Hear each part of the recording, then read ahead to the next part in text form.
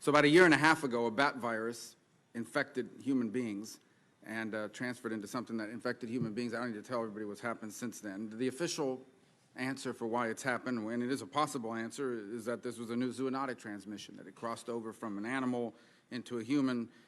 But there's another hypothesis which is plausible, and that is one that there was an accident in a laboratory that ended up impacting the world the way we've seen. And there's reason to believe that's plausible. Number one, researchers at the Wuhan Institute of Virology have demonstrated from their publication record that they were skilled at techniques that in which they genetically modified bat coronaviruses in order to create new man-made viruses that were highly capable of creating disease in human beings. Second, there have been several lab leaks documented that have occurred in China, including ones involving the original SARS virus. And third, U.S. diplomats who visited the Wuhan Institute of Virology in 2018 warned of the risks of the subpar safety standards that they observed.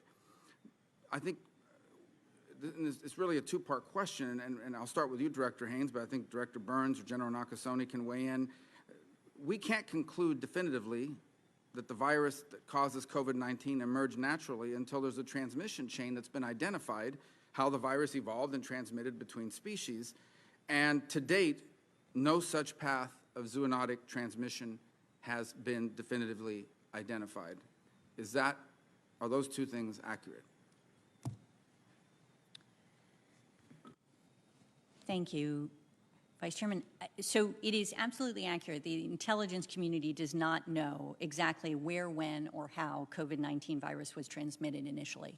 And basically, components have coalesced around two alternative theories. These scenarios are it emerged naturally from human contact with infected animals, or it was a laboratory accident, as you identified. And that is where we are right now, but we're continuing to work on this issue and collect information, and to the best we can, essentially, to give you greater confidence in what the scenario is. But I'll leave to my colleagues if there's anything that they want to add. No, sir, Mr. Vice Chairman, I agree with what Avril said. I mean, the one thing that's clear to us and to our analysts is that the Chinese leadership has not been fully forthcoming or fully transparent in working with the WHO or, in providing the kind of original complete data that would help answer those questions. So we're doing everything we can using all the sources available to all of us on this panel to try to get to the bottom of it. Second, I'm sorry, General. No, I would just add, Vice Chairman, that to your parlance, we continue to gather and to analyze and form series of pieces that we're looking at, working very, very closely partnered with obviously the IC here, but also with a number of other partners in the interagency and in academia as well. The second topic I wanted to touch with you is it's really based on your assessment. Beijing, this quote from it, Beijing has been intensifying efforts to shape the political environment in the United States to promote its policy preferences, to mold public discourse, to pressure political figures whom Beijing believes oppose its interests, and muffle criticism of China on such issues as religious freedom and the suppression of democracy in Hong Kong. We're all, at this point, I think, well aware of of Russian influence and disinformation efforts, but I think we make a mistake to not focus on both China's capabilities and on its growing and intensifying efforts to involve and engage itself in our political environment here in the United States. Different aims, perhaps, different tactics in some ways, but certainly they have every capability that the Russians do, and more in many cases, and they are certainly interested in molding public discourse and creating political pressure creating pressure on political figures who they don't like here in the United States. I was hoping you could further elaborate on that for the benefit of the American public. Thank you, Vice Chairman. I'll start, and I have a feeling that others will have things to say on this. In particular, Director Wray obviously spends time on this issue a lot. I couldn't agree with you more that this is an issue with both China and Russia that we are working to try to ensure, frankly, that we can educate the American public on these issues. We have within the ODNI, I'll just speak to that for a moment, a national counterintelligence center that focuses on this issue and has done enormous amounts of outreach to the private sector. I know we have worked, obviously, with your committee to try to have engagements that help to bring this to various sectors to help them understand the degree to which China is trying to influence and also the degree to which they're engaging in counterintelligence activities. It's a top priority for the intelligence community. But let me hand it over to Director Wray. Senator Paul. Dr. Fauci, we don't know whether the pandemic started in a lab in Wuhan or evolved naturally, but we should want to know. 3 million people have died from this pandemic, and that should cause us to explore all possibilities. Instead, government authorities, self-interested in continuing gain-of-function research, say there's nothing to see here. Gain-of-function research, as you know, is juicing up naturally occurring animal viruses to infect humans. To arrive at the truth, the U.S. government should admit that the Wuhan Virology Institute was experimenting to enhance the coronavirus's ability to infect humans. Juicing up superviruses is not new. Scientists in the U.S. have long known how to mutate animal viruses to infect humans. For years, Dr. Ralph Barrick, a virologist in the U.S., has been collaborating with Dr. Shi Zhengli of the Wuhan Virology Institute, sharing his discoveries about how to create superviruses. This gain-of-function research has been funded by the NIH. The collaboration between the U.S. and the Wuhan Virology Institute continues. Doctors Barrick and Shi worked together to insert bat virus spike protein into the backbone of the deadly SARS virus, and then use this man-made supervirus to infect human airway cells.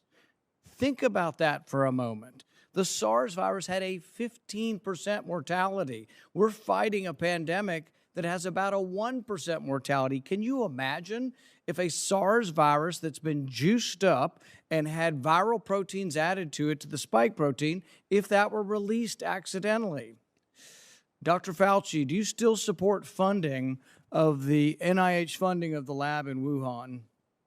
Senator Paul, with all due respect, you are entirely and completely incorrect that the NIH has not ever and does not now fund gain-of-function research in the Wuhan Institute Do they fund of Dr. Virology. Barrick? We do not fund. Do you fund Dr. Barrick's gain-of-function research? Dr. Barrett does not doing gain-of-function research, and if it is, it's according to the guidelines, and it is being conducted in North Carolina, not You don't think in inserting China. a bat virus spike protein that he got from the Wuhan Institute into the SARS virus is gain-of-function? That is You would be not- in the minority because at least 200 scientists have signed a statement from the Cambridge Working Group saying that it is gain-of-function. Well, it is not. And if you look at the grant and you look at the progress reports, it is not gain-of-function, despite the fact that people tweet that. So they do write you still about it. support sending money to the Wuhan Virology Institute? We do not send money now to the Wuhan Do you Virology support Institute. sending money? We did under your tutelage. We were sending it through EcoHealth. It was a sub-agency and a sub-grant. Do you support that the money from NIH that was going to the Wuhan Institute? Let me explain to you why that was done. The SARS-CoV-1 originated in bats in China. It would have been irresponsible of us if we did not investigate the bat viruses and the serology to see who might have been Or infected. perhaps it would be in China. irresponsible to send it to the Chinese government that we may not be able to trust with this knowledge and with this incredibly dangerous viruses. Government scientists like yourself who favor gain-of-function research. I don't favor maintain gain-of-function research that in the China. disease You are arose saying naturally. things that are not correct. Government defenders of gain-of-function, such as yourself, say that COVID-19 mutations were random and not designed by man. But interestingly, the technique that Dr. Barrick developed forces mutations by serial passage through cell culture that the mutations appear to be natural. In fact, Dr. Barrick named the technique the no-see-'em technique because the mutations appear naturally. Nicholas Baker in the New York Magazine said nobody would know if the virus had been fabricated in a laboratory or grown in nature. Government authorities in the U.S., including yourself, unequivocally deny that COVID-19 could have escaped a lab. But even Dr. Shi in Wuhan wasn't so sure. According to Nicholas Baker, Dr. Shi wondered, could this new virus have come from her own laboratory? She checked her records frantically and found no matches. That really took a load off my mind, she said. I had not slept for days. The director of the gain of function research in Wuhan couldn't sleep because she was terrified that it might be in her lab. Dr. Barrick, an advocate of gain of function research, admits the main problem that the Institute of Virology has is the outbreak occurred in close proximity. What are the odds? Barrick responded, could you rule out a laboratory escape? The answer in this case is probably not. Will you, in front of this group, categorically say that the COVID-19 could not have occurred through serial passage in a laboratory?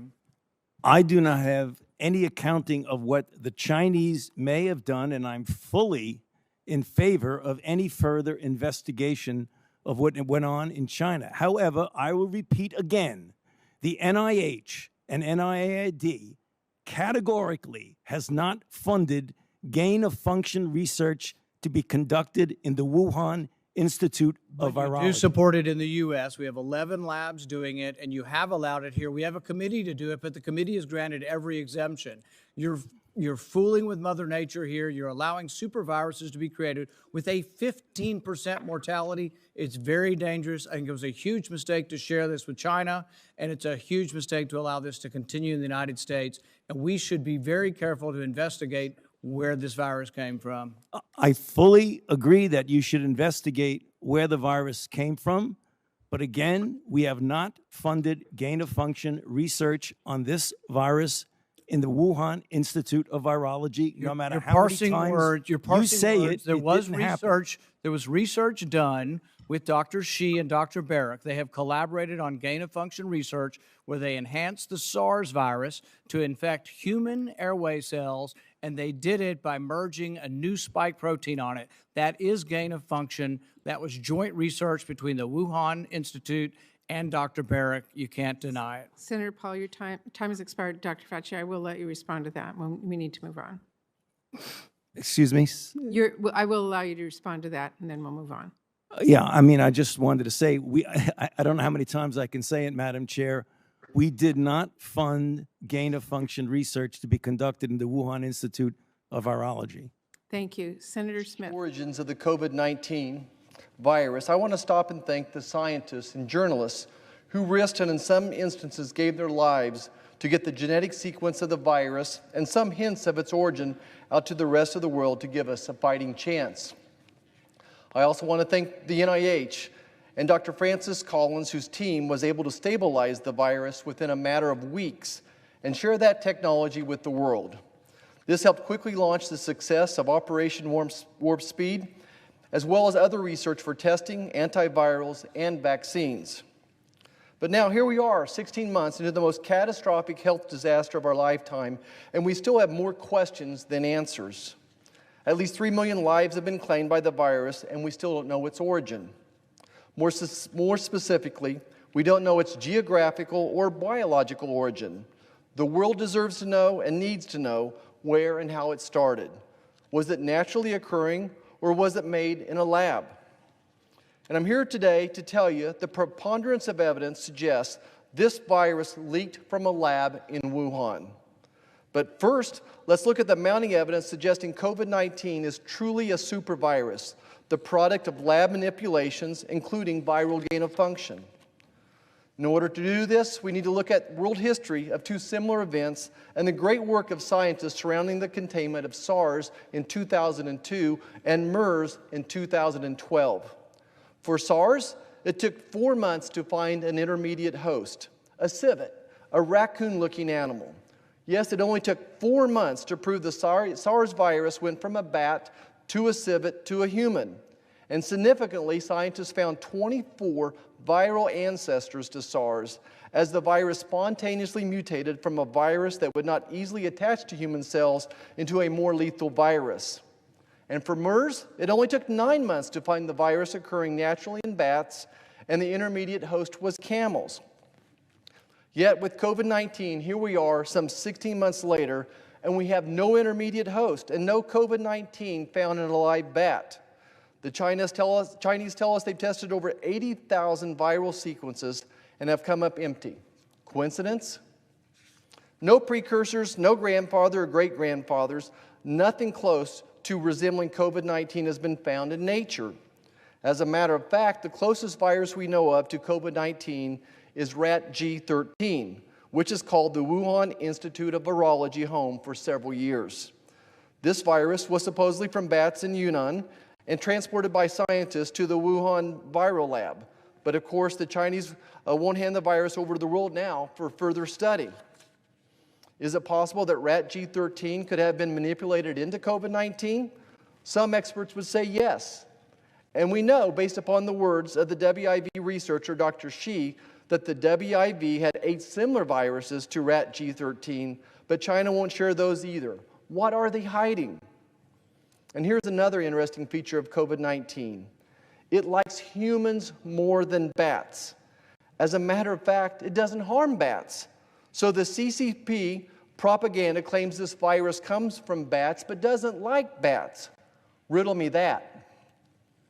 Furthermore, no ancestors of COVID-19 have been found. Recall what typically occurs in nature is multiple mutations, just like with the SARS infection. We should be able to find multiple mutations as the virus goes from bat-loving to an intermediate liking animal to human liking to human loving. We certainly welcome contrary evidence from the Wuhan labs. Now, if you will, forgive me for being a bit of a biology lover, but as a physician, I think we have to consider just how utterly ferocious and seemingly too perfect for nature this virus really is. COVID-19 has a very unique spike protein made up by 2 units. The first unit has an amazing affinity for human lung cells. It sticks like glue to human lung cells, even if you only get a small whiff of it. And it uses the same human lung receptor that researchers in the US and WIV have been working on together for viral gain of function and similar lab techniques for years. Perhaps this is just another coincidence. And to be fair, I really do think all the research has been done with the best of intentions to develop vaccines for a possible future epidemic. For all I know, the research already done may have significantly sped up the success of Operation Warp Speed. Next, we need to discuss one last point about this protein spike and how it interacts with human lung cells. And if there is a smoking gun, this is it. Remember, I talked about this spike, this crown having 2 components, 2 units. Well, it just so happens a human lung cell has a special cleaver, a cleaver that can recognize, you guessed it, a perfect spot on the COVID-19 spike.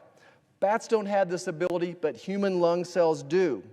Anyway, what happens is after the COVID-19 virus attaches to the human lung cell like glue, the human lung cell cleaves the COVID-19 in this perfect spot, and only after this cleavage occurs can the virus dump its genetic makeup into the human cell and take over the human genetic machinery. Now, just don't forget your 9th grade biology class. A virus needs another organism to reproduce. And this COVID-19 virus, once it grabs the human lung cells, it's not letting go until it takes over and starts to multiply like rabbits. And after one cell grabs hold and dumps its genetic contents, a chain reaction occurs that really reminds me of a nuclear chain reaction. And once viral replication ignites, it's next to impossible to stop. Now, there are more microbiology nuances we could talk about and why this supervirus is not seemingly a virus from Mother Nature. But I think you get my point. Yes, I could be wrong. I hope I'm wrong, but only the Wuhan labs have the data to prove me wrong. And I'm afraid the data that would prove me right or wrong has been forever destroyed. The geographical origination of this virus is much less complex to discuss. Today, all evidence points to the geographical start of this virus from or in very close proximity to the Wuhan labs. The wet market origination theory has been completely dismantled and is really nothing more than the usual CCP propaganda and cover-up that we've all seen too often. And now we know without any doubt multiple infections predated the January 2020 event surrounding the wet market theory. And all these infections can be traced to a close proximity of the Wuhan labs. In fact, U.S. intelligence reports recently confirmed that we've known for months that some WIV researchers were hospitalized as early as the fall of 2019. And just to be clear, these bats, who are known to harbor this family of viruses, have a range of some 50 miles, but live in caves in Yunnan province, approximately 1,000 miles away from Wuhan. The chances of a bat carrying this highly infectious virus 1,000 miles away without leaving a trail of infections between Yunnan and the WIV would be like the same person walking from New York to Kansas and being struck by lightning 7 times and surviving. Again, China has the evidence to prove these theories wrong, and I welcome that data. As a physician, a senator, a father, and a grandfather, we have to assume and prepare for the worst and judge the situation based upon the body of evidence that best describes this event. We have to get to the bottom of this, regardless of whose fault it is or isn't. We will need to know how to forgive. We'll need to make others take responsibility. But what we can't do is keep burying our heads in the sand, which is why I'm calling on the U.S. delegation to the World Health Assembly meeting this week to do everything in its power to ensure that a full and unrestricted international scientific and forensic investigation into the origins will be authorized, and also for a parallel, comprehensive, bipartisan Senate investigation into the origins as well. When that's finished, we need to take up the guardrails for viral gain-of-function studies. But in the meantime, the American people, really the entire world, deserves to know the answers to the origins of the COVID-19 virus. Thank you, Madam President, and I yield the floor.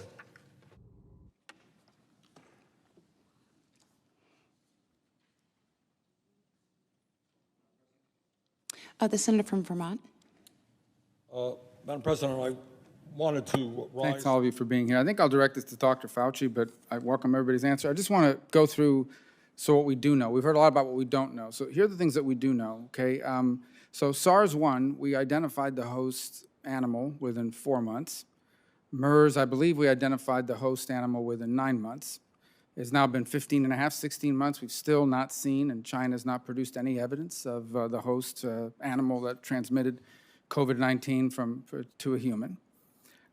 We know that China has a history of lab accidents. I think, Dr. Fauci, you answered Senator Graham's question. I think he phrased it as, has there ever been a pandemic that came out of a laboratory? And the answer was no. But we do know of outbreaks that came out of a laboratory. I believe back in 2004, 2 researchers in Beijing were infected doing research on SARS and led to an outbreak.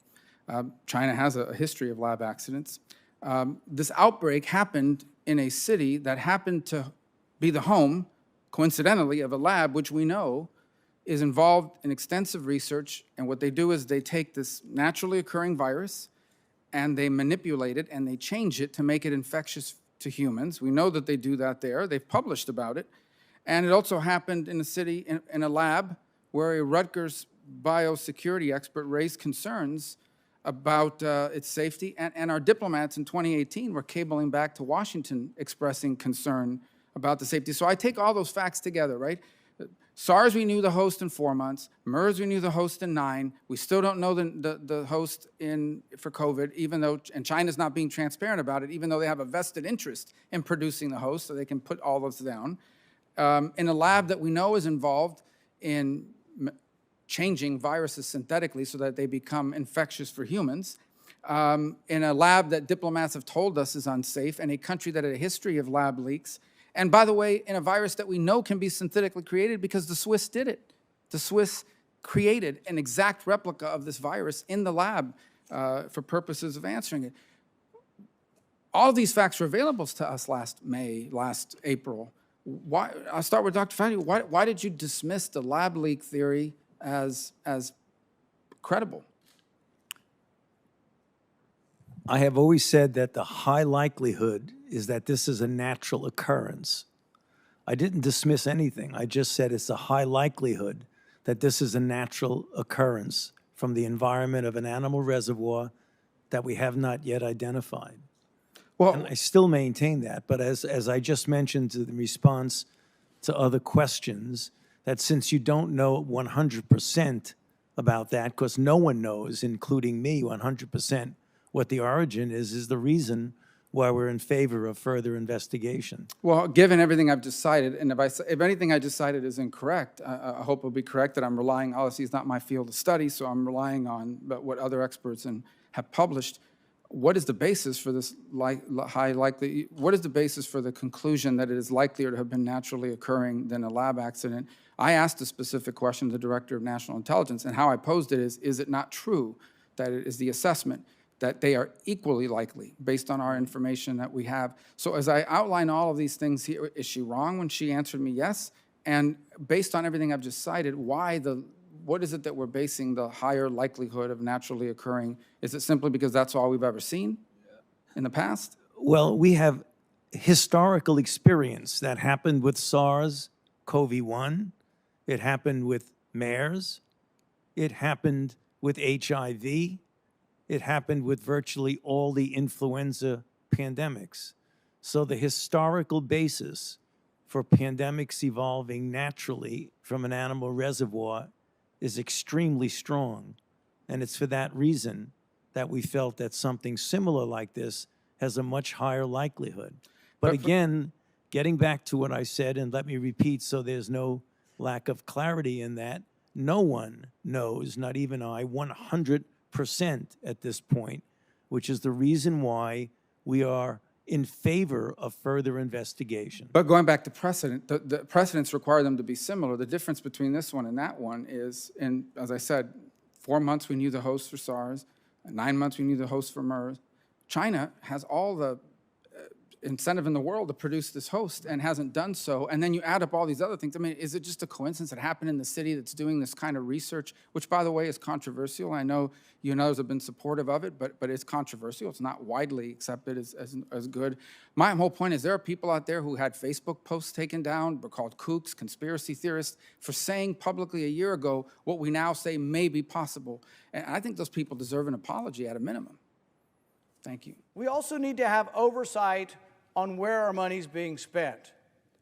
There's a great deal of circumstantial evidence now that NIH money went to the Wuhan Virology Institute.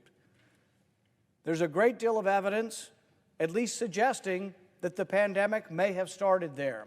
We don't know for certain. I'm not saying that it did, but there is evidence now that suggests that it might have. Number one, there is no animal host for COVID-19. We have not found, of the thousands of animals we tested in the wet market, none of them had COVID-19. When you take COVID-19 and you try to infect bats, which is where most coronavirus come from, what do you discover? You discover that COVID-19 is actually not very well infected in bats. The bats don't catch it very easily. It seems as if COVID-19 is most adapted for humans. But if it came from animals, shouldn't there be an animal host that is readily infected by this? The other evidence we have in the last couple of days is confirmation that 3 individuals at the Wuhan Institute got sick in November of last year, sick enough to be in the hospital from a virus that was previously undisclosed. They worked in the Wuhan Institute. We're told this came from the wet market lab, from exotic animals, but not one animal tested positive for the virus. So we have an amendment we're hoping that will be adopted by this body that says gain-of-function research, as defined by the NIH in 2014, will not be permitted in China. We will not fund it with American dollars. But it's like so much waste in government, I think there's no reason to be sending any money to China for research. They're a rich country. For goodness sakes, we're worried about them outcompeting us, stealing our intellectual property, and then we send them millions of dollars to do research. Why don't they spend their own money? And do we trust them enough? Are they open enough to tell us what's going on in the lab that we want to give them money? I think without question they have not shown this. And now we're finding out that people were sick in the lab in November. No more money should flow to China for research on gain of function, which means increasing the virulence or pathogenicity or the transmissibility of COVID virus to humans. So I urge this body to adopt my amendment, which says from here on out, China doesn't get any money to create superviruses in a lab, And we should continue to investigate this because 3 million people have died worldwide. We've disrupted the entire world's economy over a virus. If it came from a lab, we need to know it, and it needs to be fully investigated. Thank you, Mr. President. All time has expired.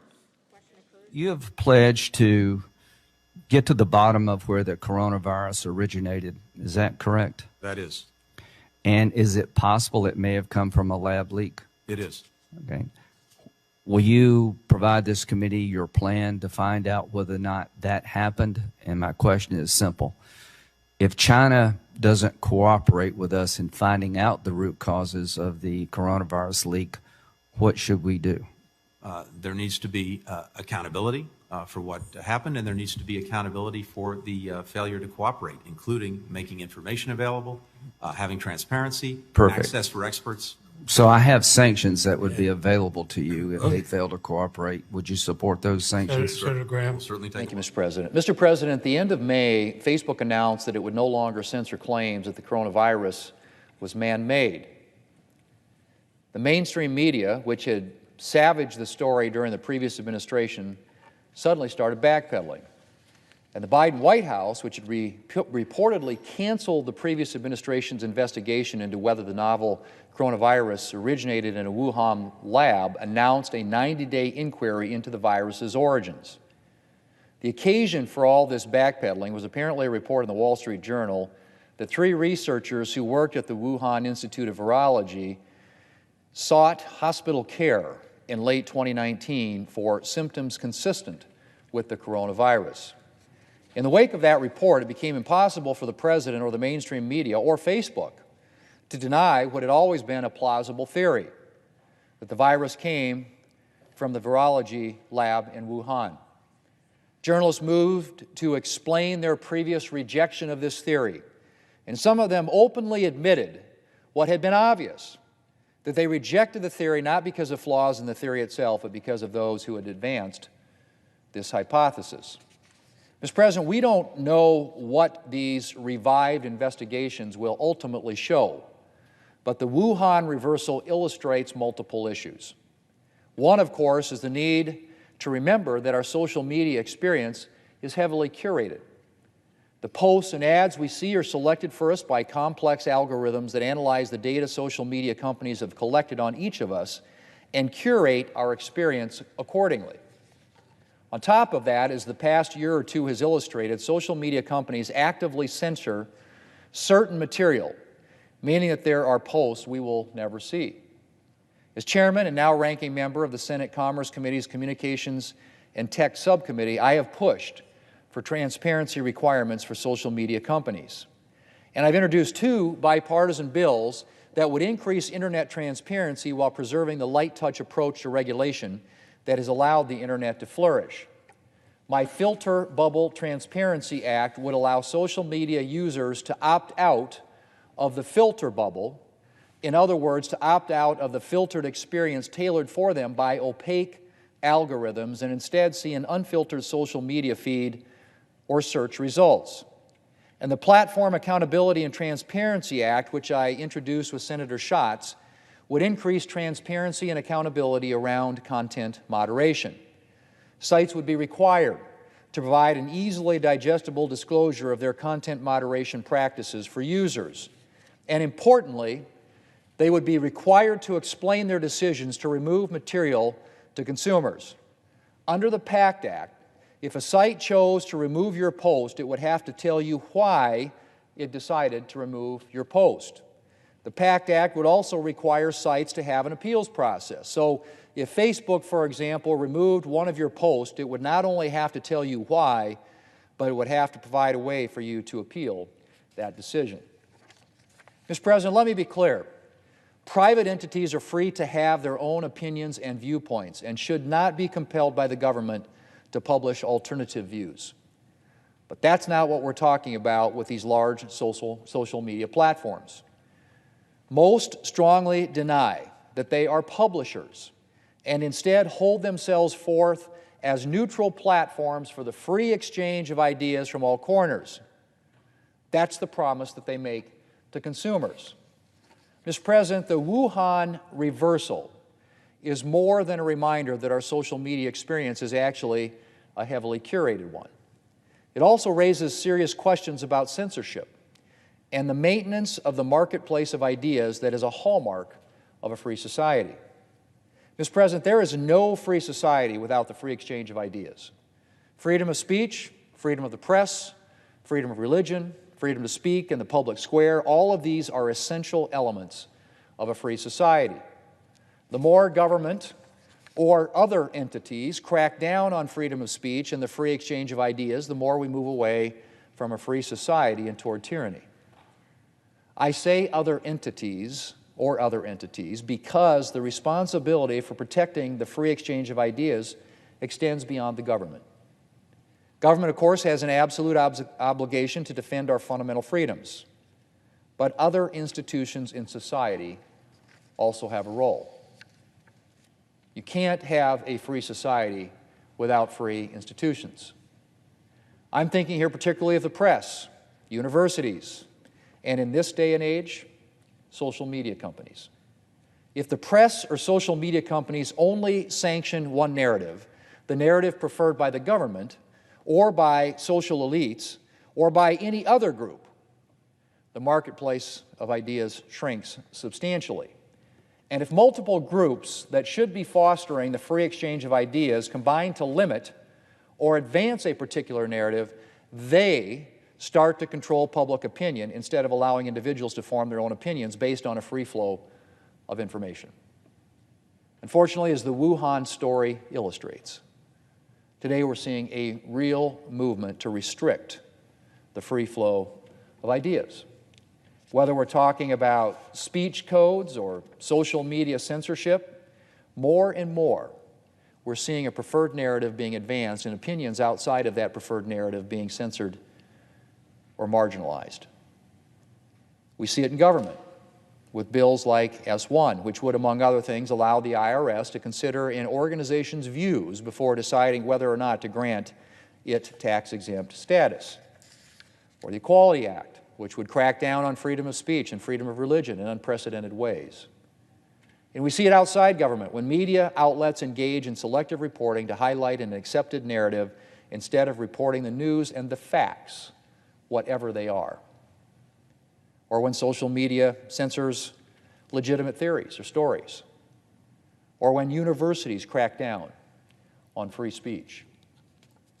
In the wake of the Wuhan lab story, we saw widespread censorship across government, social media, and the press for political reasons.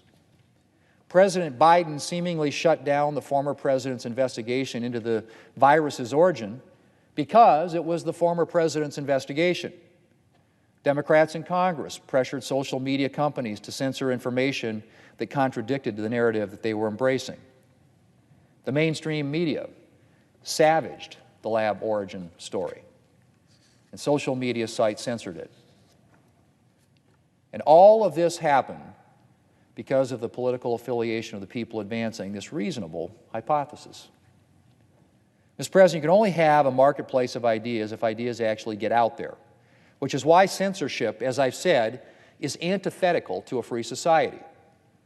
It's also important to note, and this is a critical point, having a free marketplace of ideas means allowing some ideas that might be wrong, that might seem offensive, that might seem silly. We're not talking about content that, for example, promotes violence, but ideas that are provocative, debatable, or out of the mainstream. The alternative is allowing the government or some other entity to decide what information we see and what we believe. And it's important to remember that sometimes ideas that seem silly or wrong initially turn out to be right. More than one widely accepted scientific theory started out as a fringe position. A prevailing opinion may turn out to be wrong. And political or social power doesn't necessarily equal truth. Mr. President, I hope that their abrupt reversal on COVID's possible origins makes media organizations and social media platforms think twice the next time they consider censoring a story. I hope it reminds them of the dangers of restricting the free flow of ideas and of their obligation to separate their politics from their jobs. In a speech he delivered in 1967, Ronald Reagan, marveling at our government by the people, said this, and I quote, "Perhaps you and I have lived too long with this miracle to properly be appreciative. Freedom is a fragile thing, and it's never more than one generation away from extinction. It is not ours by way of inheritance. It must be fought for and defended constantly by each generation, for it comes only once to a people." End quote. I fear that long acquaintance with the blessings of liberty, with the blessings of a free press and freedom of speech and freedom of religion, has sometimes made us careless about the preservation of these freedoms. We're used to them, and we assume that they will always be with us. But as Ronald Reagan pointed out, freedom has to be actively safeguarded, or it will be lost. I've seen too many instances lately where our cherished First Amendment freedoms are subordinated to a political and social agenda. And I hope, Mr. President, that the Wuhan story reminds us of the responsibility that each one of us have to safeguard these freedoms, lest they slip away from us. Testimony from all of you.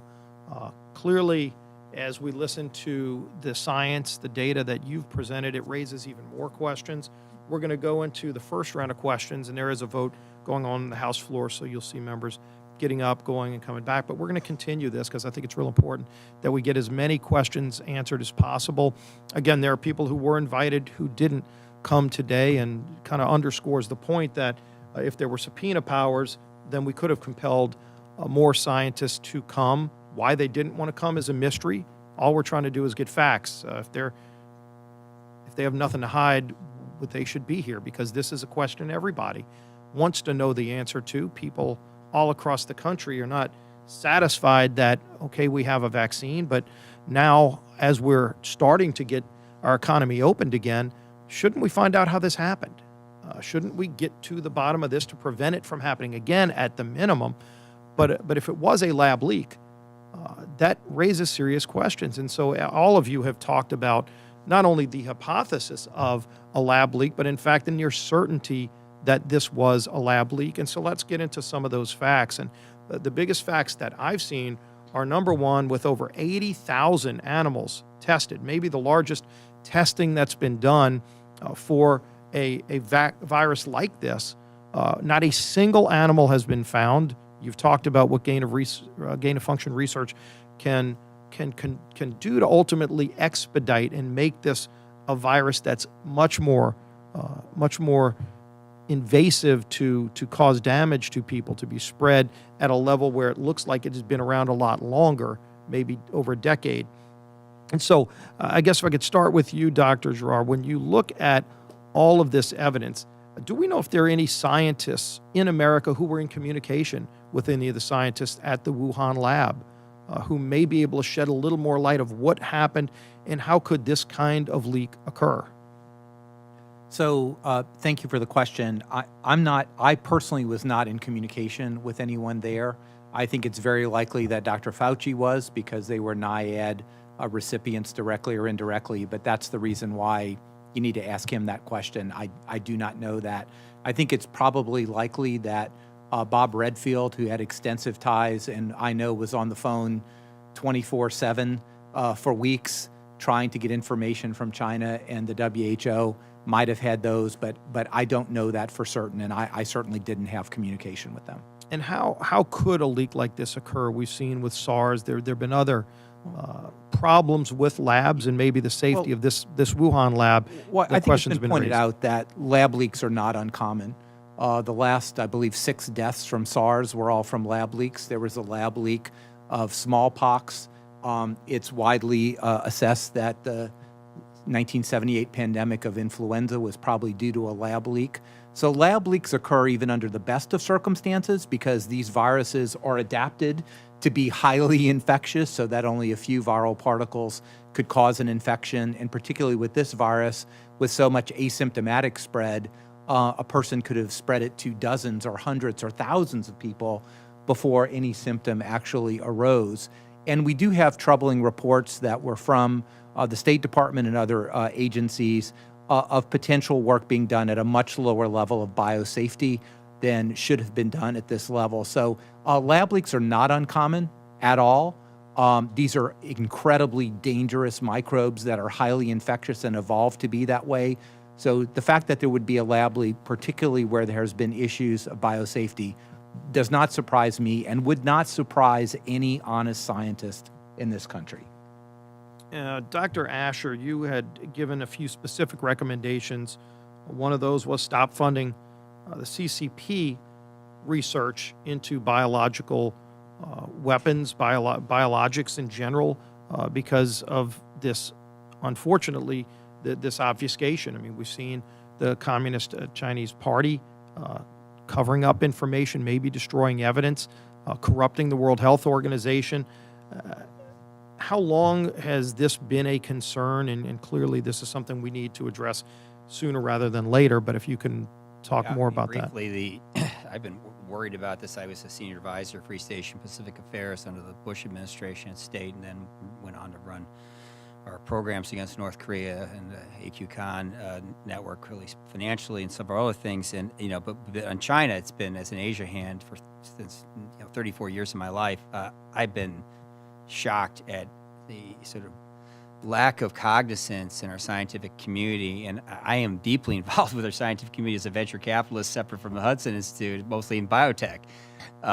We're just not really thinking about the dual-use nature of synthetic biology. Which is ironic, since in 2018 the National Academy of Sciences put out a strong study warning about biotech dual-use capabilities fueling biological warfare-related capabilities in adversarial nations, and including in our own nation, they could get out of one of our labs.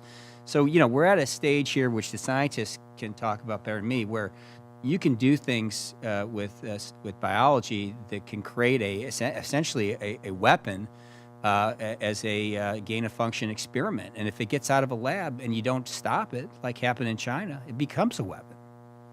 So this is to me a huge issue for you, sir, and all of the members of Congress. And I'll ask this to each of you as my final question, because there has been a lot of debate about gain-of-function research, and clearly it has been conducted over time. Just how directly or indirectly taxpayer funding was involved in the Wuhan labs gain-of-function research is something that we should be investigating more. But in general, weighing the pros and cons, especially in relation to these kind of viruses, do any one of you want to discuss or talk about what we should be looking at in terms of policy regarding gain-of-function research? Dr. Quaid, start with you. Yeah, I mean, I think because I'd like to get something done, the good is better than the impossible that you can't get done. I would strongly recommend that gain-of-function research be placed under the infrastructure of the Institutional Review Board, so that any federal funding of gain-of-function research the pros and cons of that research has to be presented to an independent, a party of lay people from the community where the laboratory is, and they get to decide if this sounds too dangerous. I think one of the things we saw here was that the gain-of-function research at the Wuhan Institute of Virology was set up to be reviewed inside the NIH, and it was never sent to them to look at. So we've proven that the current structure fails, but as someone who's invented 7 drugs and worked with IRBs, 30 different clinical trials, they're very good at balancing risk to the humans and safety. I can't do one study in clinical trials without an IRB, and we have 200 million people infected here with no oversight. And Dr. Gerard. I certainly support local review, but the national level federal review has to be overhauled. Number one, how do we know that any gain-of-function research or something that could be interpreted actually gets into the P3 NIH process? And we saw from the emails that there were no coronavirus work that actually got into the process, so there's an intake issue. Number two, there's a transparency issue. Who is reviewing it? What are their conflicts of interest? What are the criteria that they have that allow or disallow? And again, I do agree that this can't just be scientists who work in infectious diseases. They are not experts in national security. They're not experts in ethical considerations. It has to be transparent. It has to be multidisciplinary, and somebody needs to be accountable. That means either the head of that institute or the head of the NIH needs to sign on the dotted line, and it must be transparent to Congress. I would say that in addition to the local review, which would be a second level. Dr. Mueller, I think. Yeah, I'm not that concerned about gain-of-function research in the United States. I think that some legislation could take care of that. The issue is, what do we do about China? What do we do about terrorist groups? What we need here is a strengthening of the Biological Warfare Convention, something that demands that we have access to these laboratories and see what's going on. We could cut out all gain-of-function research in the United States. It would do no good if the Wuhan Institute of Virology just closes its doors, doesn't let anybody see what it's doing, and continues on. So we need to have sanctions that will demand that China and other countries be open and accessible, and their data be transparent. Very important recommendations. Thank you. Now, Mr. Comer. Thank you, Ranking Member Scalise. Dr. Asher, a story came out last. Thank you. Senator Jones. Thank you, Mr. Chairman. Ambassador Burns, thank you for your prior service and your willingness to serve in this capacity. I agree with you that if we act intelligently, the U.S. in concert with our allies in the West, we can compete with China. China, though, has advantages in terms of very long-term, very strategic thinking, authoritarian. They don't have the back and forth of elections, that type of thing. So they have utilized that long-term strategic thinking, while the West literally has not done much to counter their infiltration into our institutions, their stealing of our intellectual property since their entry into the WTO. And just like you to comment on how do we counter what they've done, and how do we do that effectively? Senator, thank you. I think it's a central question. We have to have a strategy to match China's strategy. I think that is beginning to develop over the last several years in the last three administrations, President Obama, President Trump, and President Biden. And as I said in my testimony, what distinguishes us and strengthens us is the fact that we have our alliance with Japan and our alliance with Australia and South Korea. And I've been involved in my past diplomatic career in intensive discussions with the Europeans. I think they're less united, perhaps, in the European Union right now, but I sense that the Europeans are shifting to understand the threat to them, as well as to us and our Indo-Pacific allies. So I think operating on an allied basis is the most important thing we can do. And sometimes that means we form institutions. So the Quad is an institution that both parties can be proud of. Republican and Democratic presidents have supported the Quad. And now President Biden is operationalizing at the head of government level, which we hadn't done before. AUKUS, 3 countries coming together. We need to build the institutions that are permanent and that take this policy that we're discussing this morning into the 2030s, because the competition with China will be multi-decade. Yeah, I do want to address specifically their infiltration into our university systems, the Confucius Institutes, their investment in things like medical journals. It really concerns me. You know, there is so much we don't know, for example, about the coronavirus, so much we don't know about COVID. I really do, and I really want to get your take on a real potential fault line when we start learning more. For example, about the origin theory. I mean, I don't know whether it was lab leak or there's natural origin. People are starting to look into that. Obviously, there was a cover-up here for 18 months, and as a result, gave China a really good head start at bearing evidence. But back in March of 2020, you participated in a virtual event at the Harvard's Kennedy Center, and you definitely were critical of China, saying that this was, an army exercise. But at the same time, you're very critical of President Trump for calling it the Chinese virus or the Wuhan virus. He said that we all know that's wrong. We all know that's racist. We all know that's not true. I guess I'm kind of wondering, how did you know? We still don't know. How are you so positive that this wasn't a lab leak theory? And have you changed your mind? Have you seen other evidence that would at least open up your mind to that prospect?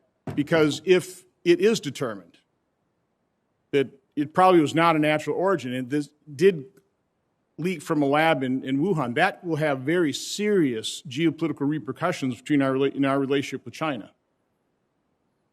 Thank you, Senator. I want to agree with you briefly on the issue of students and exchanges. We ought to welcome Chinese students into the United States, but student visas are not a right. They have to be earned. Our laws have to be observed. There are some Chinese student applicants who have ties to the PLA, the People's Liberation Army, and China's intelligence services, and we should turn them down for visas. And we have to be clear about that. But we also have 375,000 students in our universities and secondary schools in your state and my state, at my university, and we are better off having them in this country to learn about our democracy. On the coronavirus, the problem here is with China. The Chinese government withheld information very clearly from their own people and the rest of the world for about a month in late December and January of 2020. I have consistently criticized the Chinese government for that, and they deserve to be criticized. And they've been stonewalling all of us around the world since January of 2020, including this week when they refused to act to work with the World Health Organization's new investigative body to answer the question that you rightfully asked. But again, my question is, are you still so certain that lab leak is off the table? Because you were very certain back then. You said it was, we all know that's not true. Have you changed your thinking on that? Because I think it's important if you're going to be ambassador to China that you have a more open mind on this than you exhibited back in March of 2020. So, Senator, I spoke often about this issue of U.S.-China relations at that period of time. And I believe that that quote from the Kennedy School event was directed to President Trump's use of the term Wuhan virus, which I did not think would be effective with the Chinese government or Chinese people or people around the world. It had nothing to do with the origins of the crisis of the pandemic. My position has been all along and continues this day, we need to investigate. We don't know how this virus originated for sure. There are multiple theories, and the Chinese need to answer the questions.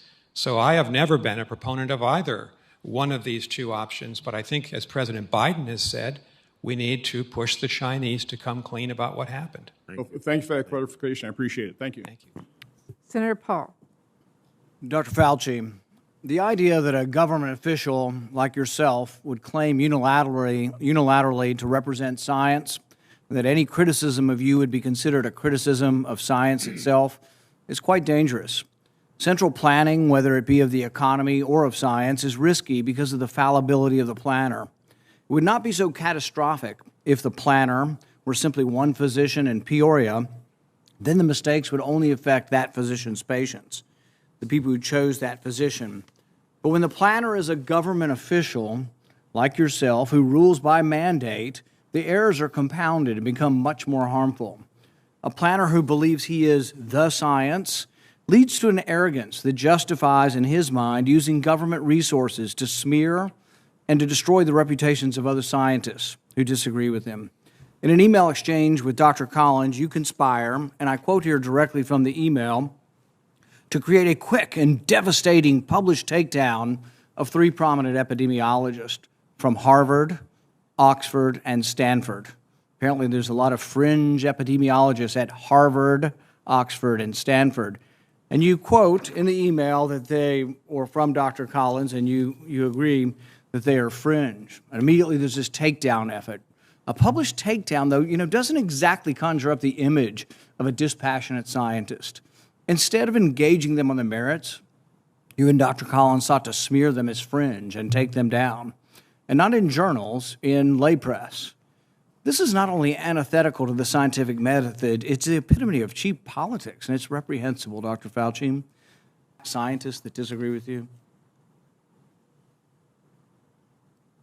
The email you're referring to was an email of Dr. Collins to me, if you look at the email. That you responded to and hurried up and said, I can do it. We got something in Wired magazine. No. I to him that you would do it. And you immediately got an article in Wired and you sent it back to him and said, hey, look, I've got him. I nailed him in Wired of all scientific That's not publications. what went on. You there did. you go again. That You was your just do the response. same thing every hearing. That was your response. And So- this wasn't the only time. So your desire to take You're down absolutely people. incorrect. As usual, Senator, you are incorrect almost everything you Well, say. no, you deny, but the emails tell the truth of this. No. This wasn't the only time. Your desire to take down those who disagree with you didn't stop with Harvard, Oxford, and Stanford. You conspired with Peter Daszak, who you communicated with privately, and other members of the scientific community that wrote opinion pieces for Nature. 5 of them signed a paper for Nature, an opinion piece. 17 signed a paper that called it conspiracy theory, the idea that the virus could have originated in the lab. Do you think words like conspiracy theory should be in a scientific paper?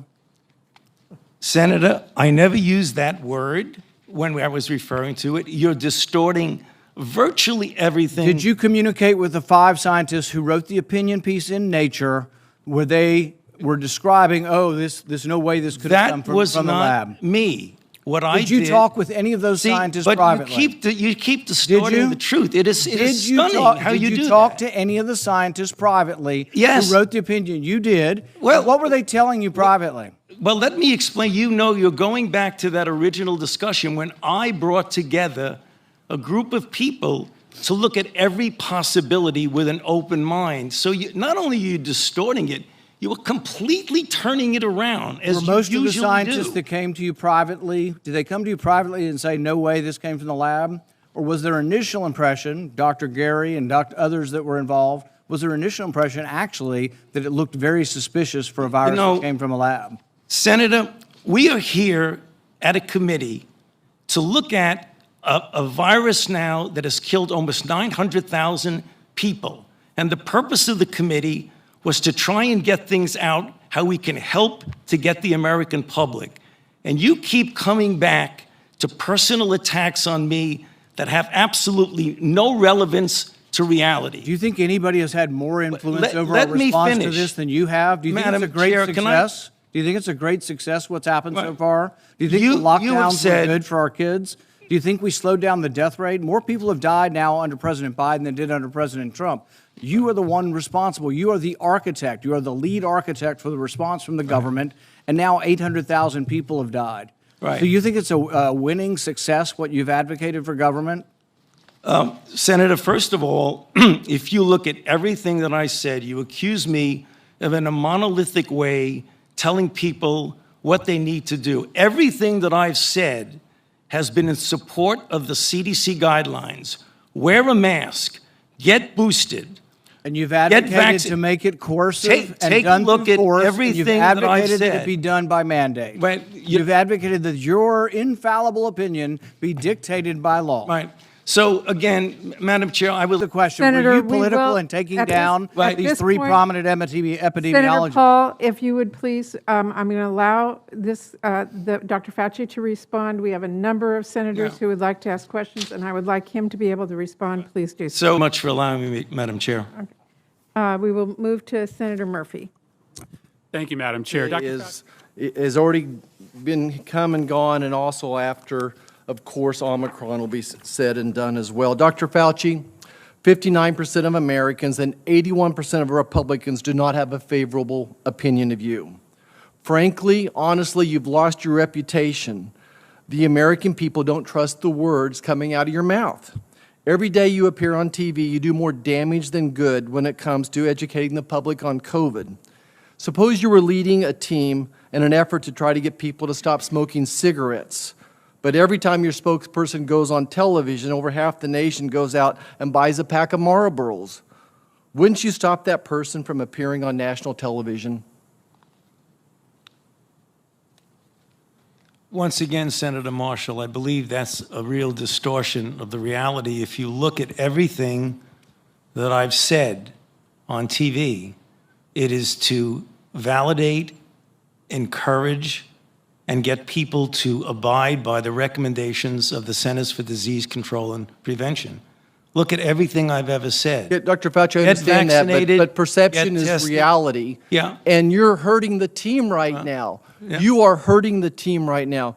Dr. Fauci, you previously told this committee under oath that NIH and NIAID have never funded gain-of-function research with the EcoHealth Alliance. However, a report from the Department of Defense Inspector General released yesterday states that EcoHealth Alliance proposed DARPA in 2018 seeking funding to conduct gain-of-function research on bat-borne coronaviruses. This proposal, named Project Diffuse, DEFUSE, was rejected by DARPA because the project didn't address the current research's potential to violate the gain-of-function moratorium. The proposal does not mention or assess potential risk of gain-of-function research. That's a direct quote from the DARPA rejection letter. The same proposal rejected by DARPA for gain-of-function potential was not rejected but by NIAID under your leadership. You funded Project Diffuse and its research that took place at the Wuhan Institute of Virology. Why did you tell the committee that your agency has never funded gain-of-function research? Why did your agency award this grant despite it being rejected by DARPA due to its concerns about violating the moratorium that was in place? And finally, will you commit today to release all records fully unredacted by the end of this week so Congress and the American people can know the truth about NIH's role and the origins of COVID-19? Okay. So again, Senator, it really pains me to have to just point out to the American public how absolutely incorrect you are. What came out last night on Project Veritas was a grant that was submitted to DARPA. Then it distorted and said, we funded the grant. We have never seen that grant, and we have never funded that grant. So once again, you are completely and unequivocally incorrect. When you joined the DARPA proposal was a grant that we never saw and we did not fund. So you are incorrect, Senator. Our social media will have all the supporting documents, and we'll be supporting these Senator, for the record as well. You're backing down on this? Why don't we go and look at the Veritas statement? They were talking about a grant that was submitted to DARPA. Are you saying this was not, are you saying that this was viral gain-of-function research? I'm telling you that you're saying Are you saying that this was not viral gain-of-function research? By the definition that you were very well aware. Your P3CO definition is just a legalese to get away to allow you to do the viral gain-of-function studies. Senator Marshall, if you'll please allow the witness to respond. Senator, we know, and the misinformation, that the guide rails for what can be done or not were not established by me. They were established by a 3-year process led by the Office of Science and Technology Policy of the White House. And decided by you in a secret meeting at the White House in December of 2019. Senator, that is incorrect. And this refers exactly to what I was talking about in response to Senator Rand Paul. You are incorrect completely, and every time I try to explain... You keep saying you're incorrect, but the facts are on my side. So why will you not commit to sharing everything open, unredacted with this Congress? So here's an example. Dr. Fauci, this hearing is critically important to the American people. There are millions of people infected with the COVID virus. Right. It is impacting every part of our economy. Every family is asking for answers to critical questions. Both sides of the aisle have asked tough questions, but we are not going to allow this committee hearing to be another personal attack that undermines our ability to deal with this terrible virus that is impacting so many people. I will then turn to Senator Smith. Thank you. Thank you, Senator. 2 years ago this month, Dr. Fauci has put on notice that the virus most likely came from a lab that was doing gain-of-function research. He gets a letter on January 31st, 10:32 p.m. 2020. He gets an email, from Dr. Christian Anderson that says, the virus looks engineered, virus not consistent with evolutionary theory. Dr. Fauci goes into complete overdrive to cover this information up and not present it to the American people. He organizes a conference call the next day with Fauci, Collins, and 11 virologists from around the world on that call. Dr. Gary on that call says this: I don't know how this happens in nature, but it would be easy to do in a lab. 4 days later, those people who express those sentiments start to change their position. They write a piece in Nature Medicine magazine on February 16th. It first gets published online. That piece is then cited on February 9th, 2020 in the now famous letter in The Lancet that becomes the gospel that this thing, according to Fauci and this group, didn't come from a lab. All that happens in 20 days. So they go from this thing looks engineered, this thing is not consistent with evolutionary theory, this thing could not have happened in nature, this thing would be easy to do in a lab, to completely changing their position. And here's the kicker. The two guys who said those things, Dr. Anderson and Dr. Gary, 3 months later get rewarded with an $8.9 million grant from Dr. Fauci to continue to do research on coronavirus.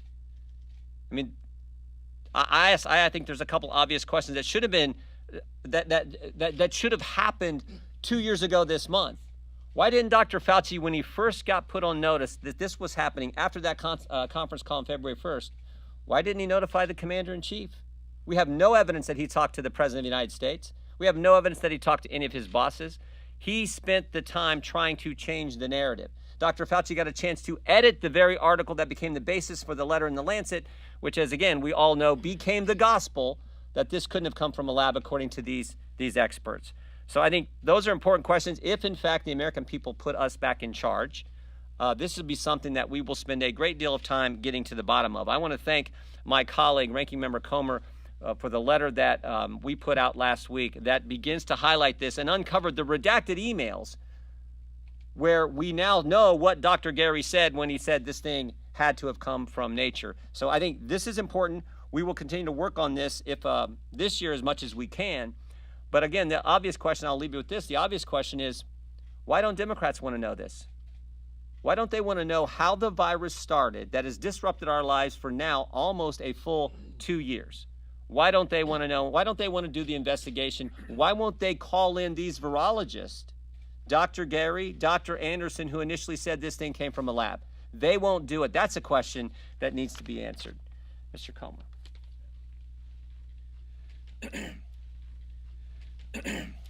Good morning.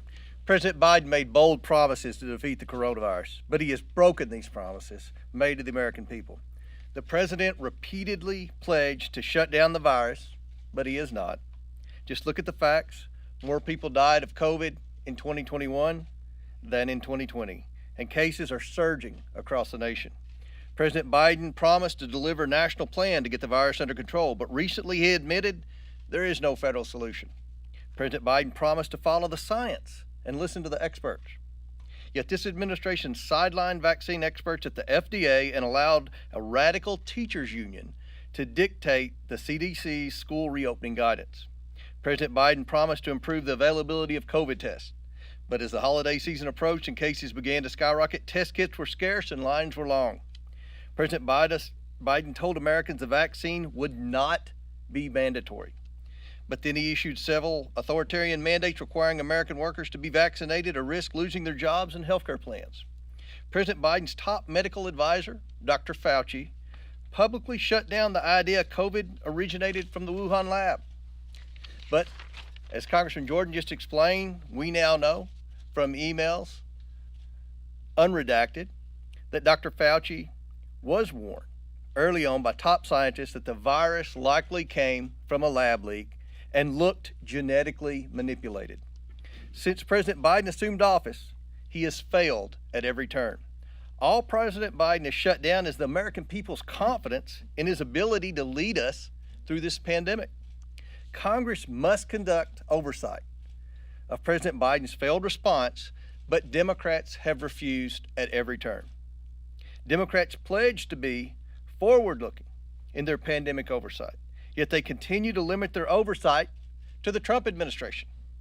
Broken promises at the White House, broken promises in Congress. The American people deserve answers.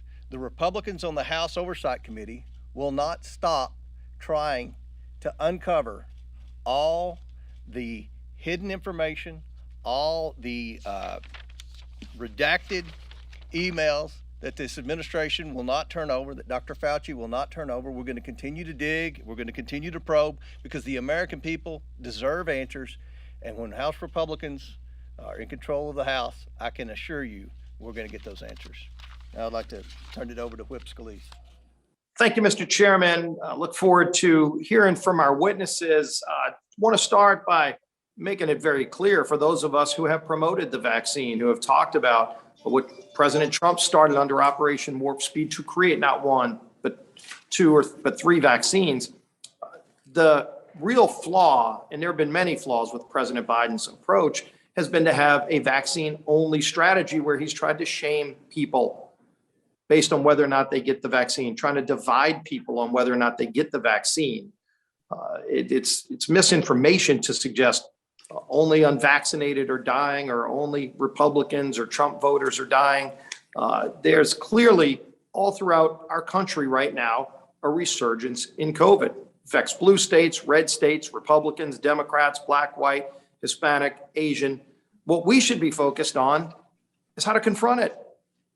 Unfortunately, if you look where we are today, today marks the 1-year anniversary that Joe Biden took the oath of office as president of the United States. Unfortunately, what we've seen is failure after failure and broken promise after broken promise.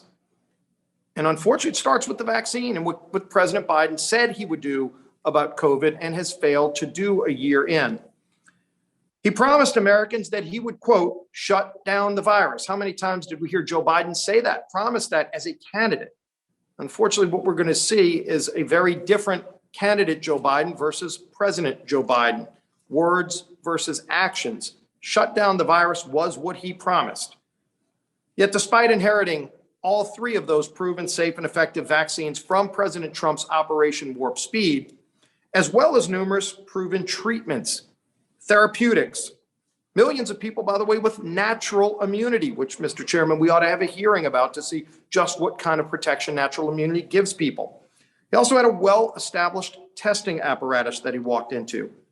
Right now, the United States, with all of that, is being hit with record highs for new cases, testing shortages and delays. And there have been more deaths under Joe Biden's presidency than under Donald Trump's. Again, a year in, and he walked in the door with 3 vaccines ready to go. President Trump didn't have any of that. And I know there's been a lot of talk under the Trump administration about how many deaths there were by Democrats. Interesting, you don't hear him talking about the deaths right now, that Joe Biden has more deaths under his presidency than we had under Trump. A signature feature of then candidate Biden's campaign was a top-down federal solution to the pandemic. How many times did we hear him say that he had a national plan, was ready to go? On August 18th of 2020, he said, quote, Donald Trump still doesn't have a plan to get this virus under control. His failure to lead is costing American lives. On October 15th of 2020, he said, quote, we're 8 months into this pandemic and Donald Trump still doesn't have a plan to get this virus under control. I do. That was Joe Biden as a candidate. Never mind the fact that President Trump had a very successful plan. It was called Operation Warp Speed. It was a bipartisan effort, by the way, in Congress that helped fund Operation Warp Speed. Should have been bipartisan credit where everybody bragged about the success of Operation Warp Speed. It yielded those 3 safe and effective vaccines. It yielded multiple therapies like monoclonal antibodies. And we had a robust testing network. On President Biden's first day in office, he released a 200-page document titled, quote, National Strategy for the COVID-19 Response and Pandemic Preparedness. And he said, quote, for the past year, we could not turn to the federal government for a national plan to answer prayers with action until today. Well, just a few weeks ago, in a stunning reversal, after almost a year of broken promises and failed strategy, and the virus raging worse than ever before, President Biden reversed course and abandoned that so-called plan. On December 27th of 2021, just a few weeks ago, President Biden said, quote, there is no federal solution. This gets solved at the state level. I'm guessing that's why the Select Subcommittee is having this hearing today, titled A View from the States. After campaigning on a national plan and congressional Democrats, including many on this committee, calling for a national plan, Democrats have now abandoned any hint of a plan and instead are trying to dump their failures into the governor's laps. Ironically, President Biden's first goal in his national strategy was to, quote, restore trust with the American people. Yet his policy shows he does not trust the American people. He does not trust the American people enough to be transparent about the policies and decisions his administration is making and the data that they are using to make those decisions. He does not trust the American people to make their own healthcare decisions. He does not trust the healthcare workers to make their own healthcare decisions. Interestingly, if you look a year ago, we were all praising healthcare workers, unvaccinated healthcare workers, as heroes. Today, President Biden is trying to fire those very same healthcare workers if they're unvaccinated. What changed in a year? Why were they heroes a year ago? And today, President Biden wants those same people to be fired. Talk about trusting the American people. He doesn't trust parents to make decisions about what's best for their children. He does not trust businesses to make decisions about what's best for the welfare of their employees. Trust is a two-way street. And this is but one reason why President Biden's COVID response plan is in tatters. Instead of trying to patch the holes in the Biden administration's messaging, this subcommittee should be fulfilling its stated purpose. That is performing congressional oversight of the COVID-19 response. The list of issues that we should be having hearings on is incredibly long. And Mr. Chairman, you know, because I've asked many times, that this committee do get engaged in having hearings on some of the oversight that we're not doing. I'll just name a few that we've been calling on this committee to deal with. The Biden administration's inaction with procuring tests and rejection of a plan that was reported last October was provided to President Biden to provide millions, hundreds of millions of rapid tests in time for the Christmas holidays. President Biden, by all reports, rejected that plan. Americans are still wondering, did the president have that plan presented to him? Did he reject it? Who was involved in rejecting that plan and why? And also importantly, who's been held accountable if that really did happen? This committee should be getting to the bottom of that. President Biden's plan of shaming and blaming the unvaccinated instead of focusing on a science-driven approach to include not only vaccinations, but natural immunity, other therapeutics. Stop dividing Americans over the vaccine and start providing Americans with an actual plan to confront this. The Biden administration commandeered the distribution of monoclonal antibodies, causing states to jump through more hoops and making it harder for states to get access to these life-saving treatments. We hear from states who are now being forced to compete against other states, and some states aren't being given what they need while others are. That's going on right now under President Biden. Despite spending about $200 billion to safely reopen schools, more than 5,000 schools have had some type of shutdown this month. Why isn't every school open? We've heard from scientists who said they all should be. Kids are much better off in the classroom. We need to have a hearing to examine the severe student learning loss caused by remote and hybrid learning. We've heard about the mental health crises that's been caused by students not being allowed to be in the classroom. And by the way, if a school took the money, like Chicago taking $2 billion of taxpayer money to reopen and then closed their doors on those same students, shouldn't those schools have to give the taxpayer money back? Let's talk about having a hearing to give parents options to send their kids to an open school if their school doesn't want to educate their kids but wants to take the money. And let's not forget that the teachers union was caught manipulating CDC guidance on school reopenings. We should have a hearing on manipulating the science that happened by teachers unions in the Biden White House. The World Health Organization and the European Center for Disease Prevention and Control do not recommend masking kids under 6 years old. Why is America masking kids without evidence, and what impact is it having on their emotional and social development? What could be more important than protecting our kids' mental health, which has been under attack this last year and a half? The Biden administration has been sidelining the science on boosters. First, in the summer of 2021, the Biden administration announced the availability of booster shots for all adults by September. But amazingly, they made this announcement before the FDA and the CDC had even finished reviewing the data to determine the need for booster shots. Because of this, 2 senior FDA officials reportedly left the agency amid alarming reports of political interference with the science under the Biden administration. This was obviously very confusing for the public. Misinformation clearly by the Biden administration. Most recently, President Biden's administration chose to add to the confusion by bypassing the FDA and CDC's long-established vaccine advisory committee process for updating booster shot eligibility. Then there's the Biden's Operation Snail Speed on COVID therapies, as the Wall Street Journal editorial board called it. Instead of taking a multifaceted approach to ending the pandemic, President Biden went all in on vaccine-only approach and neglected to focus on therapeutics and natural immunity. In fact, 1 year after taking office, President Biden still to this day does not have an FDA commissioner in place. That should have been a day one decision. President Biden, a year and still doesn't have anybody heading up the FDA. And many people have called the FDA a rudderless ship on things like testing, alternative therapeutics. Republicans on the select subcommittee still are the only ones in Congress that have held a hearing on the origins of COVID-19. We've asked, Mr. Chairman, that this committee, the full committee, have a hearing on the origins.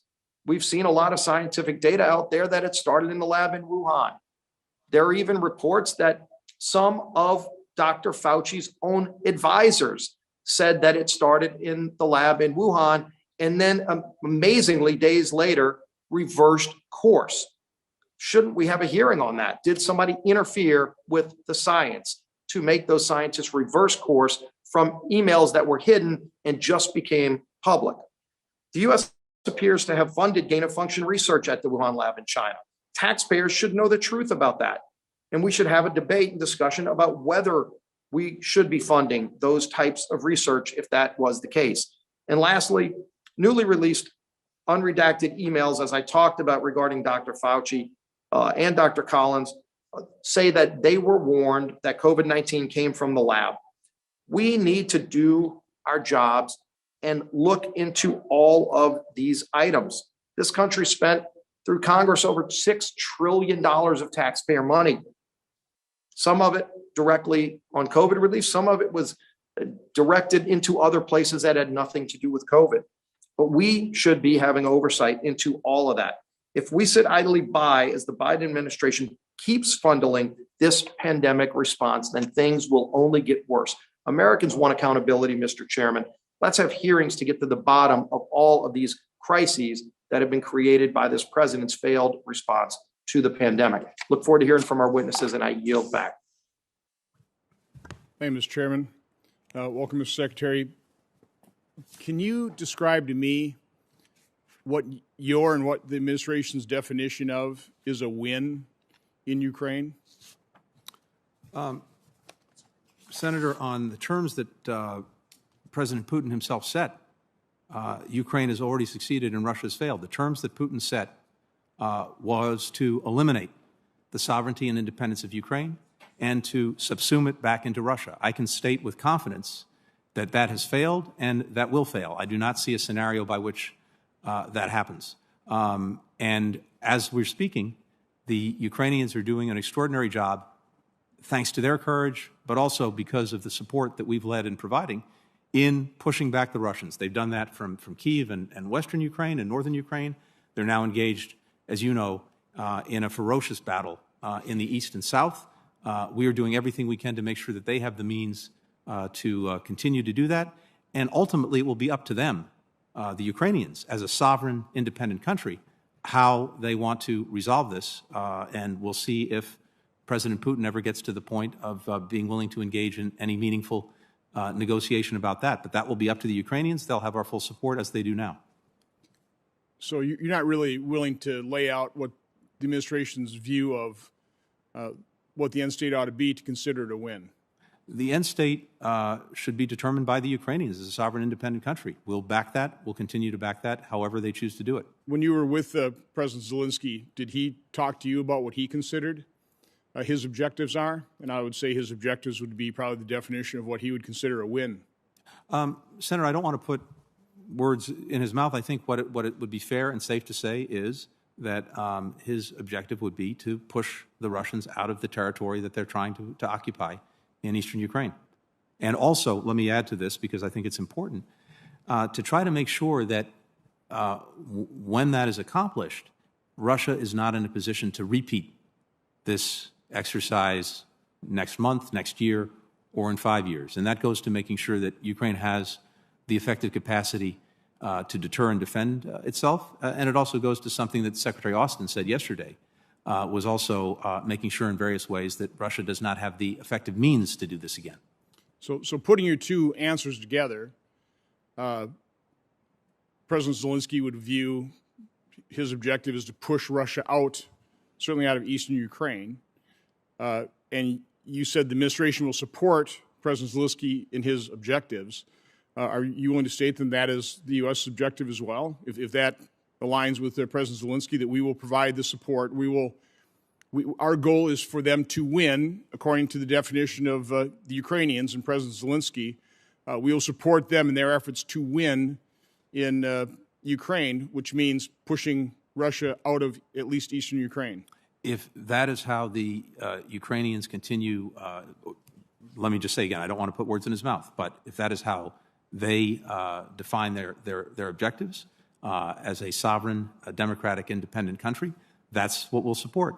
I come back to my initial proposition, which was that on Putin's own terms, which was trying to subjugate Ukraine fully to Russia and eliminate its sovereignty and independence, that's already failed. I understand. So now it appears that Putin's goal is establishing the land bridge, at least between eastern Ukraine to Crimea. Is that are you willing to state that is definitely the U.S. objective, our NATO partners' objective, to deny him that land bridge? Our objective is to make sure that the Ukrainians have the means to repel and deal with this Russian aggression wherever it is taking place in Ukraine, including in southern Ukraine, and that's exactly what we're doing. Again, I was at a PERM subcommittee investigation hearing on the way we still have not addressed military housing. So I missed some of the testimony, so maybe you already covered this, but are we going to provide them the types of weaponry they need, recognizing that what worked when Kyiv was surrounded and now it's flatter terrain, in some cases almost trench warfare? Are we committed to providing the type of weaponry that President Zelensky was asking for? In short, yes, and the point you make is an important one. The nature of the battle has changed from what was necessary for Western Ukraine and Kyiv to where things are now. We spent 3 hours with President Zelensky, with the Secretary of Defense. A big focus of that conversation was what it is that Ukraine needs to deal with the current state of the Russian aggression. The Secretary of Defense, as we speak, is actually in Germany with the ministers of defense from about 40 countries, focused on making sure that we are all providing to Ukraine what it needs to deal with this aggression. To what extent are we aware that China is helping Russia in their aggression against Ukraine? Do we know they're using Chinese drones? We're very focused on this in a number of ways. President Biden made directly clear to President Xi Jinping that it would not be in China's interest to materially support Russia in this aggression, or for that matter, to undermine sanctions. This is something we're looking at very, very carefully. I think you're seeing that China is having to deal with the significant reputational risk that it's already incurring by being seen as, in the most charitable interpretation, on the fence and more practically supportive of Russia.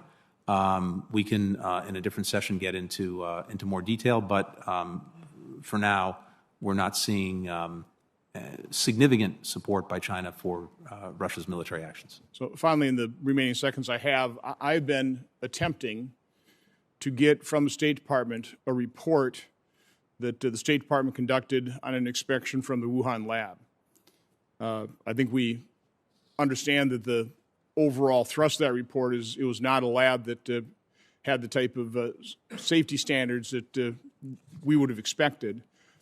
I'm somewhat baffled that that's a report that I'm simply not able to get my hands on. This report came from, it's April 19th, 2018. The cable describing it was January 19 of 2018. So is that something you'll commit to me today to turn over to my committee?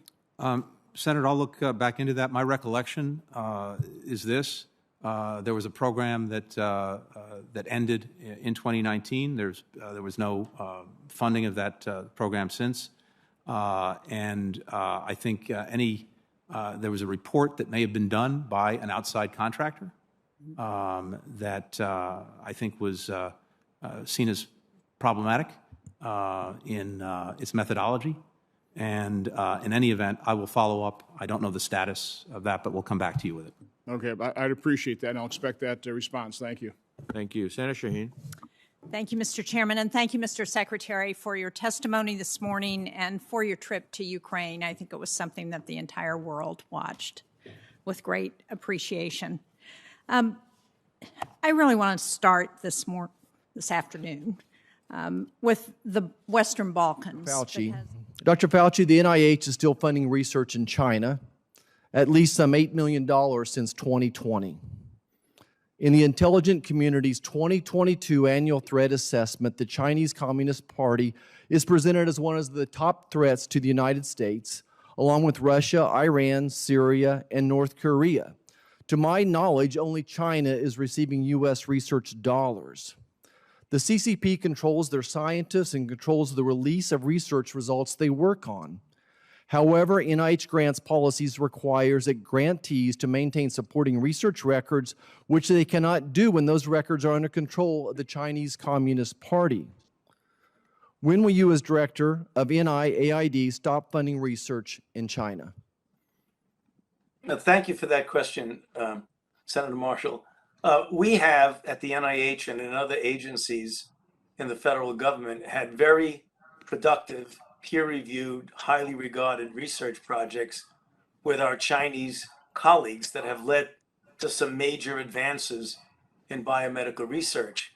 So I don't think I'd be able to tell you that we are going to stop funding Chinese. We obviously need to be careful and make sure that when we do fund them, we have the proper peer review and we go through all the established guidelines. I might point out that grants that go to foreign countries, including China, have State Department clearance. So anytime that we do fund anything in China or any other country, it has to go through a clearance with the State Department. But you would not deny that the research done through EcoHealth, that the records, the studies from there, that we still do not have access to them. Is that correct?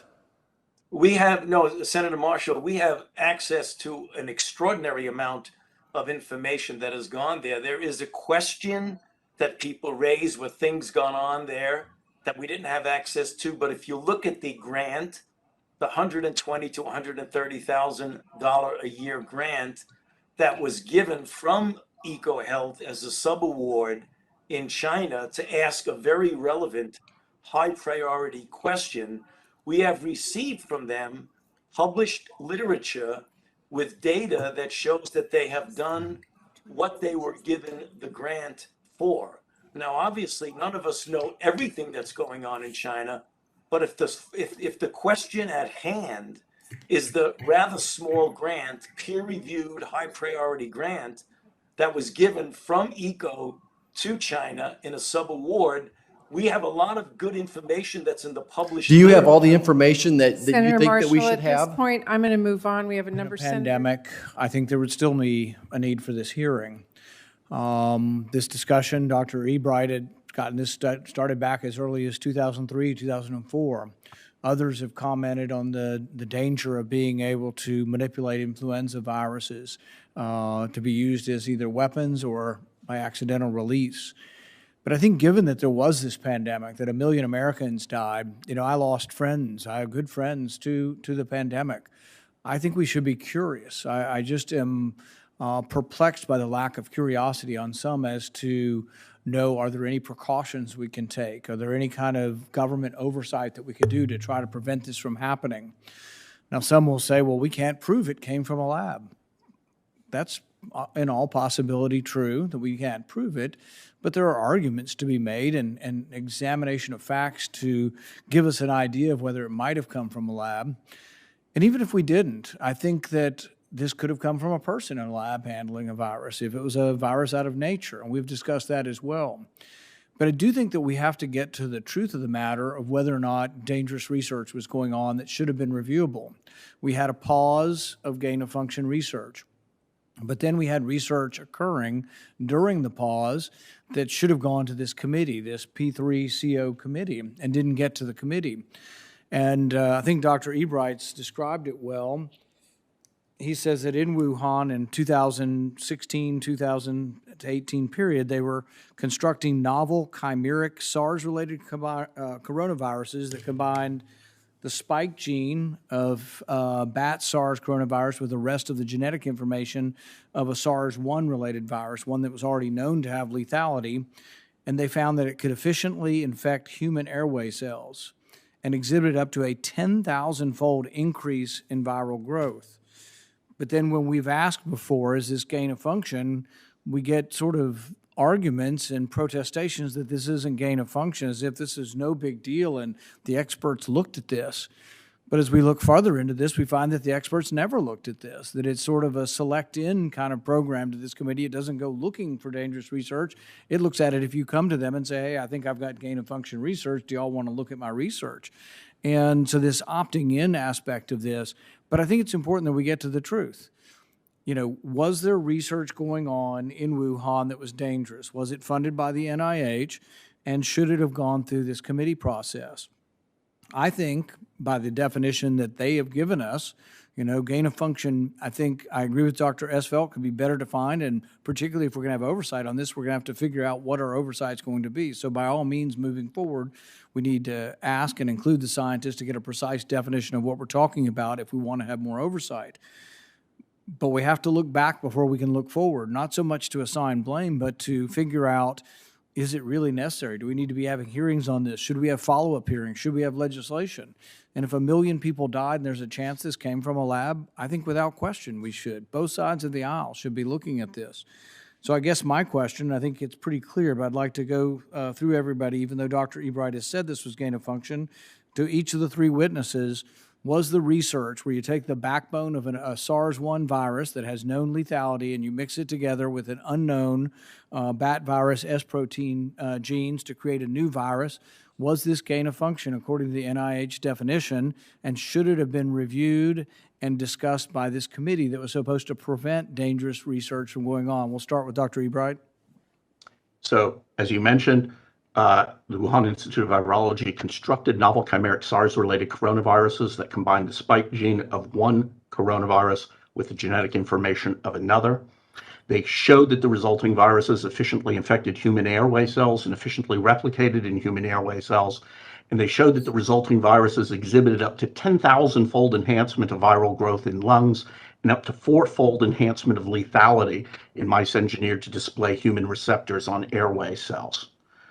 Based on those facts, and they are indeed facts, the research was gain-of-function research of concern subject to the pause, and was enhanced potential pandemic pathogen research subject to the P3CO framework. Nevertheless, due to the failure of the NIH to forward the proposals for review, the work was not paused, and there was no P3CO review. Dr. Quay. So the Wuhan Institute of Virology is unique in the entire world. Before 2019, 65% of all publications on coronaviruses came from that single institution. They're unique for two reasons. For almost a decade, they were going into bat caves throughout China and actually back into Africa as well, 20 visits a year, and bringing these samples back to the laboratory. So on the one hand, they had the largest collection of raw material backbones from nature to then do gain-of-function research on.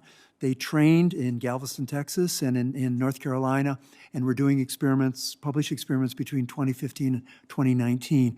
And I believe it's the confluence of those two activities, gain of opportunity, bringing things back from bat caves, and gain-of-function research that led to the pandemic. Dr. Esvelt.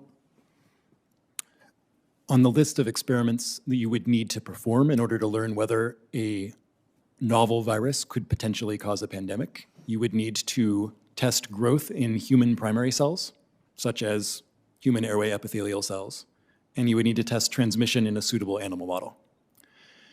So the question is, if they were not intending to determine whether a novel recombinant event between these coronaviruses could lead to something that might kill millions of people, then why were they doing it? If there was no chance that it would come up with a result that looked like it was more dangerous, what's the point? What's the scientific hypothesis? So again, whatever you call it, what they were trying to do was identify a biological agent that has a good chance of being able to kill millions of people if released. And they shared the description of what they did, and they shared the genome sequence because they thought that this would make us safer, because they think that knowing which viruses in nature might cause pandemics makes us safer. They did not consider the security risks, and it's worth noting that both USAID and NIH funded those particular coronavirus chimera studies.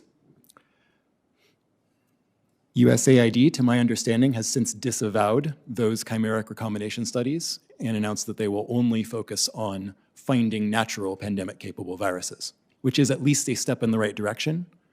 But again, I would call that gain of function.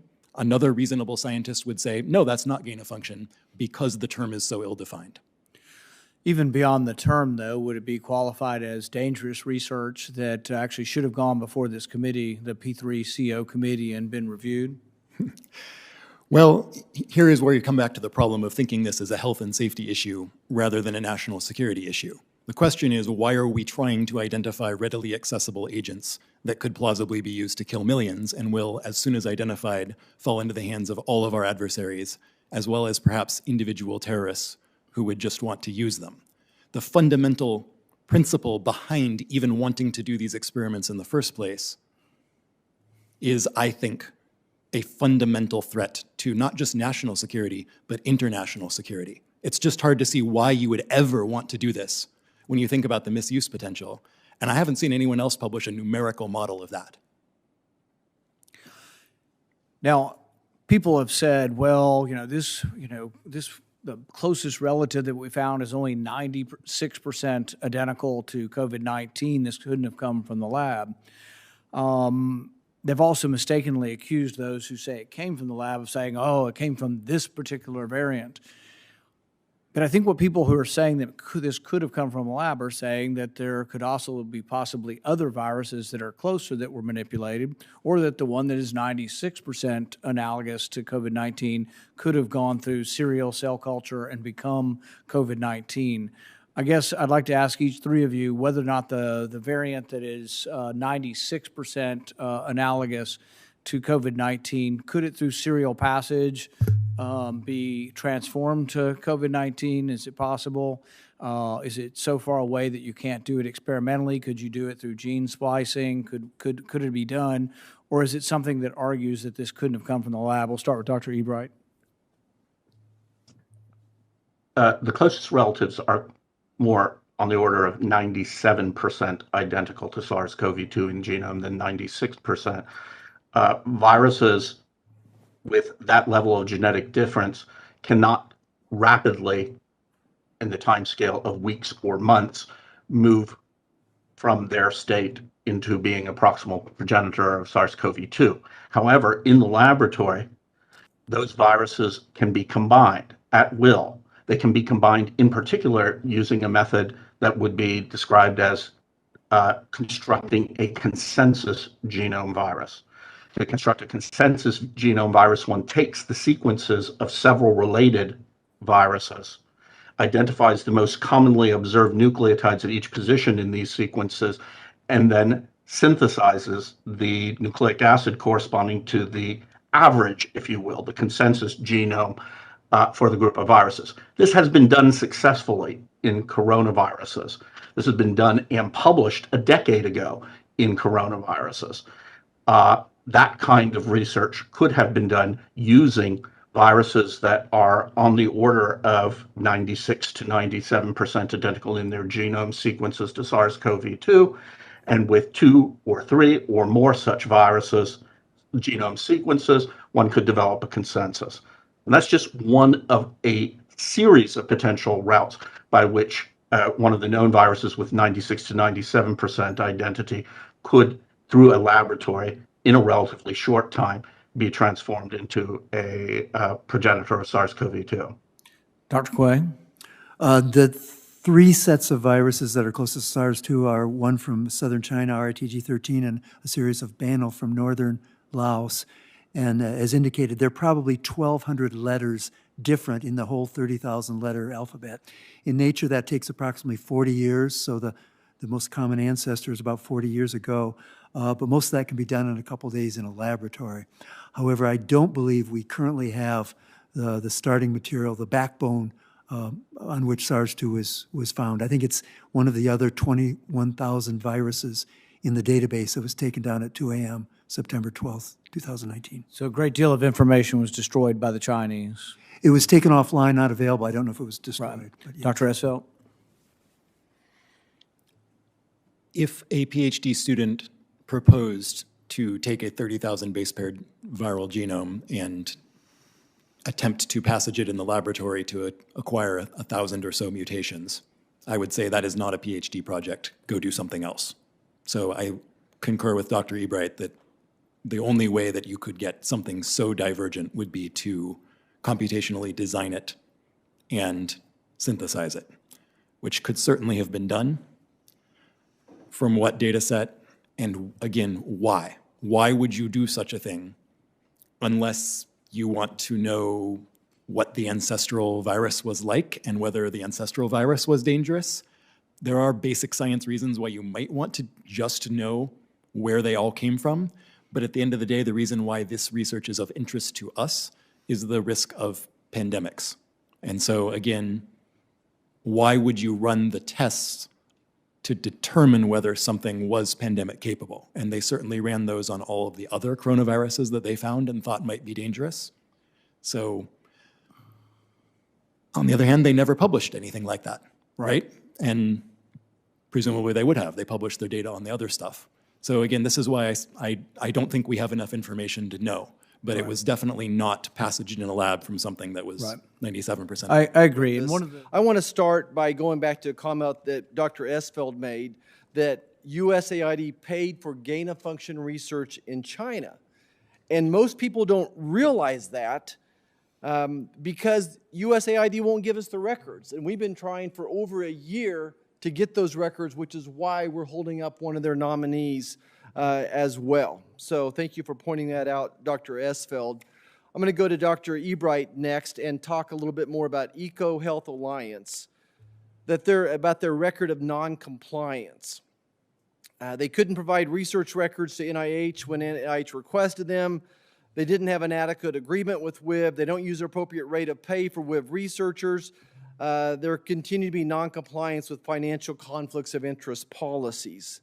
Dr. Ebright, based upon EcoHealth Alliance's record of non-compliance, should they continue to be eligible to receive federal funds? Their most important aspect of non-compliance was that they were informed by the NIH in terms and conditions on the notice of award for their grant that in the event they encountered viral growth in their engineered coronaviruses that exceeded the growth of the parent coronaviruses by more than a factor of 10, they must immediately inform NIH and immediately stop the research. They did not do this. So that's not merely a financial violation. That is a serious hazard violation and a violation that may be connected to the origins of the current pandemic. With that being said, it is inexplicable that they were awarded subsequent federal awards and that they remain eligible to receive federal awards. Wow. I need to submit for the record, thank you for the answer, a couple articles. First, I quoted Dr. Fauci. This is an article from Science, July 2012, a handsome young Dr. Fauci, so I want to submit that for the record. And my next two questions, I want to submit something from the Wall Street Journal, a couple articles as well, regarding genomic sequences. Without objection. So we'll go to Dr. Quay next. You may be familiar with the genomic sequences in NIH's database. I think you spoke about them, that Chinese scientists asked to be removed and how they were from early COVID Wuhan patients. Do you believe there could have been more data in NIH's database submitted by Chinese scientists that could hold the key to the COVID-19 origins? Yeah, this was a really nice piece of work by Jesse Bloom at the University of Washington, who found not in the NIH database, but on some Amazon web servers, the actual sequences of viruses from very early patients that had been put on GeneBank and then removed before they were published and made available. And the remarkable thing is, again, going to another piece of good research, the virus that first came out, the first Wuhan virus, is 3 mutations away from what we now know is probably the first virus, but that's a computational method. It's kind of complicated, but anyway, there's a prediction. There are 3 mutations that have never been seen in humans before the first virus that we have in humans. The specimens Jesse found had some of those. So we know that the Chinese have viral sequences that are ancestral to what we have, and the more of those we get, the more we'll get to the bottom of this. I'll point out that these sequences were from September and October of 2019, 2 months before any person in the market was sick. So again, the timing of the market spillover doesn't coincide with the genetics of the virus. Yeah. Dr. Essel, anything to add to that? No, other than Jesse is certainly one of the foremost experts in this field, and if you want probably some of the best answers that science can give, then I would recommend that you request his input. Thank you. My last question. For 20 years, NIH-sponsored EcoHealth's partnership with scientists from the Wuhan Institute of Virology. The Chinese scientists have bragged that their virus sample database is the largest in the world. They took that database offline in September 2019. NIH asked EcoHealth for research records. EcoHealth told them that the records are in the custody of the Chinese government. Is it possible that the database taken offline by the Chinese government was data collected by EcoHealth and belongs to American taxpayers? Make sure they have a speech. And Dr. Quay? Well, since the work has been funded in part by U.S. taxpayers, then by definition, access to that would be important. And I also think that we don't have to rely on the Wuhan Institute of Virology from releasing that. I believe within the U.S. jurisdiction, there will be copies of that database.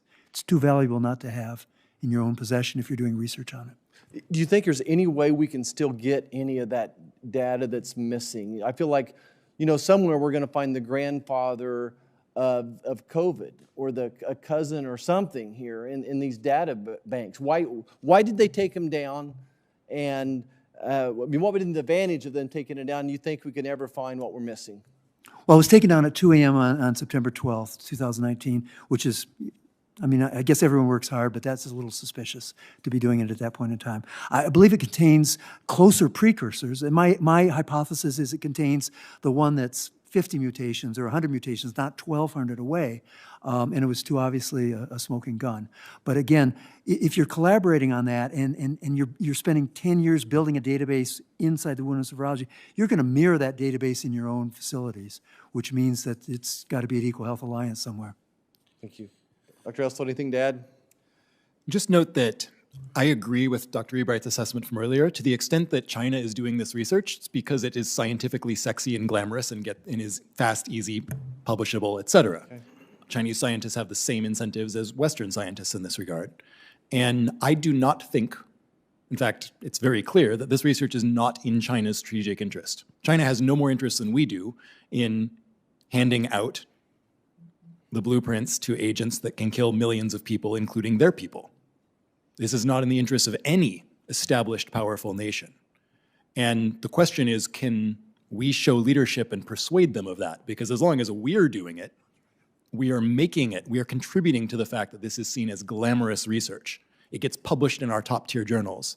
Many Chinese scientists get bonuses for publishing in our top-tier journals.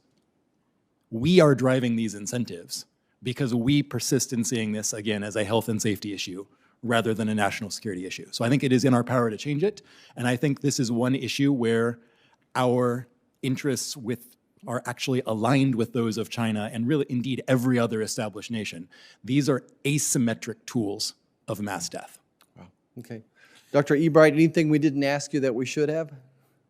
That I don't know, but I just wanted to agree completely with the last remark by Dr. Esveld.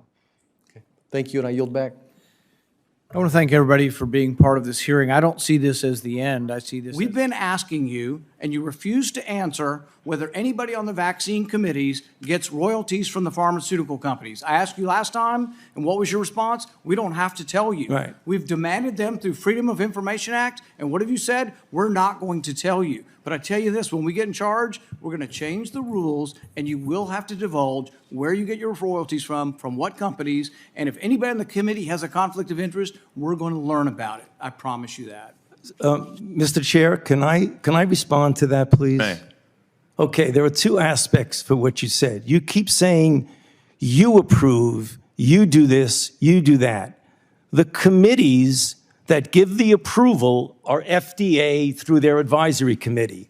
The committees that recommend are CDC through their advisory committee. And you keep saying, I'm the one that's approving a vaccine based on certain data. So I don't really understand, with all due respect, Senator. You're the one that said you would not reveal what companies gave you royalties or what company gave the other scientists royalties. Gotta move That's on. what you told the committee. Senator Paul, Sir, you gotta move on. Could I please answer that? Briefly, You yes. keep asking committees. They're not my committees. They're the VRPAC committee for the FDA and the ACIP for the CDC. So I don't have any idea what goes on And they won't reveal, as well as you won't reveal Okay, what we're companies gonna you got. move on. We're over time. Senator Paul, you're over. Everyone is over a little bit. I just want to make sure we keep on.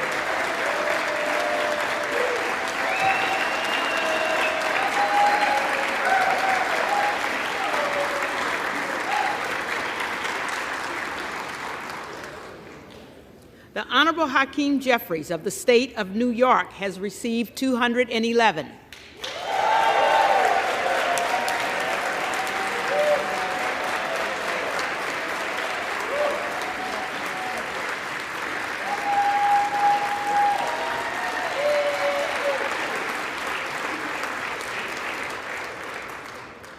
The Honorable Jim Jordan of the State of Ohio has received 4. The Honorable Kevin Hearn of the State of Oklahoma has received 3.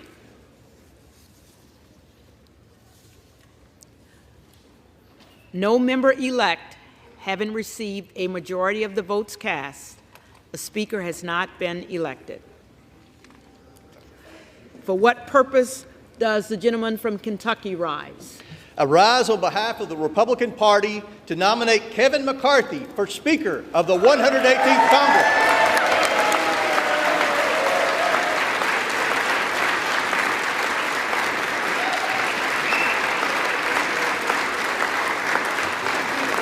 The gentleman is recognized. For the past 2 years, one-party Democrat rule has resulted in multiple crises that are harming Americans without any oversight or accountability from this body.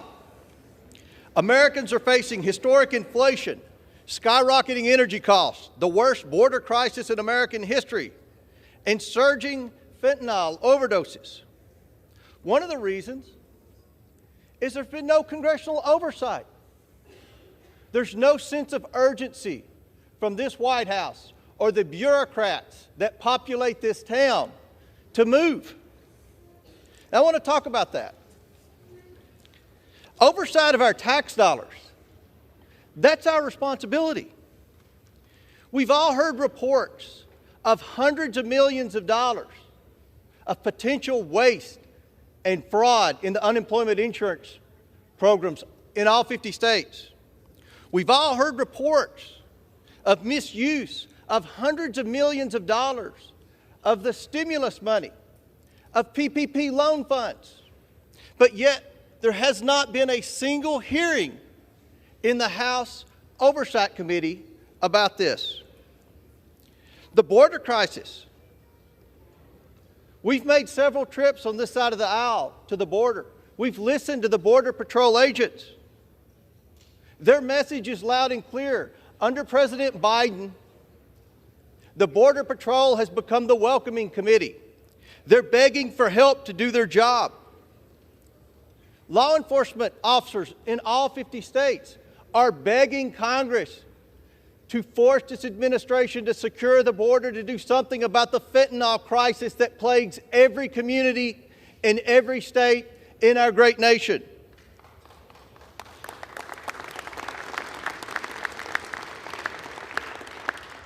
Americans watched in disarray at the debacle in Afghanistan, and Americans were left with many questions. How much equipment was left behind for the Taliban? How many Americans were left behind? The origination of COVID-19. We all know someone personally who lost their life during COVID-19. They deserve answers to what really happened in that lab in Wuhan, China.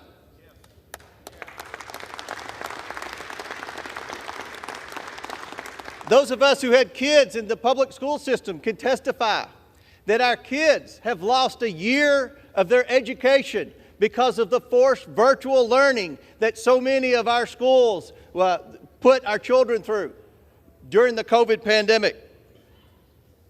Congress ran the debt up at least $3 trillion in the name of COVID-19. Yet, as I mentioned earlier, there has not been a single hearing in the Oversight Committee to deal with potential waste, fraud, or abuse of the COVID funds. Not a single hearing. And we all know, despite what Dr. Fauci said, American tax dollars were sent through EcoHealth Alliance to the Wuhan lab in China for gain-of-function research. But yet Dr. Fauci hasn't come before Congress in the House of Representatives. The American people deserve answers on COVID-19, and Speaker Kevin McCarthy has given the Republican majority the tools necessary to make that possible.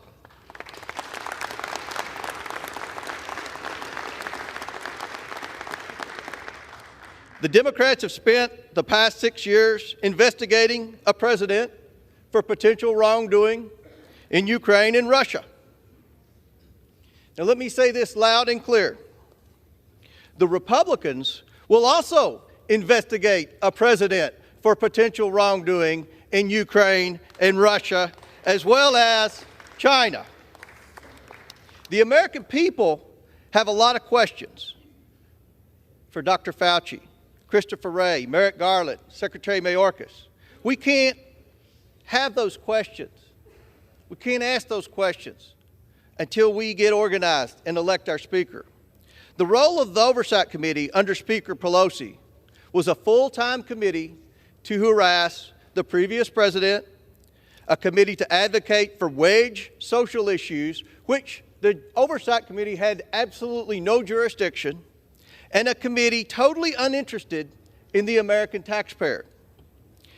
In a Republican majority under Speaker Kevin McCarthy and many of my friends embedded in these negotiations, the House Oversight Committee with strong members like Byron Donalds and Andy Biggs and Jim Jordan will return to its original mission of identifying waste, fraud, abuse, and mismanagement in the federal government and holding unelected bureaucrats accountable. In a Republican majority under Speaker Kevin McCarthy, the forgotten working men and women's voices will finally be heard and represented. And in a Republican majority under Speaker Kevin McCarthy, this broken Congress will finally be fixed, and we will return to regular order, and we will drag those senators kicking and screaming along with us every step of the way.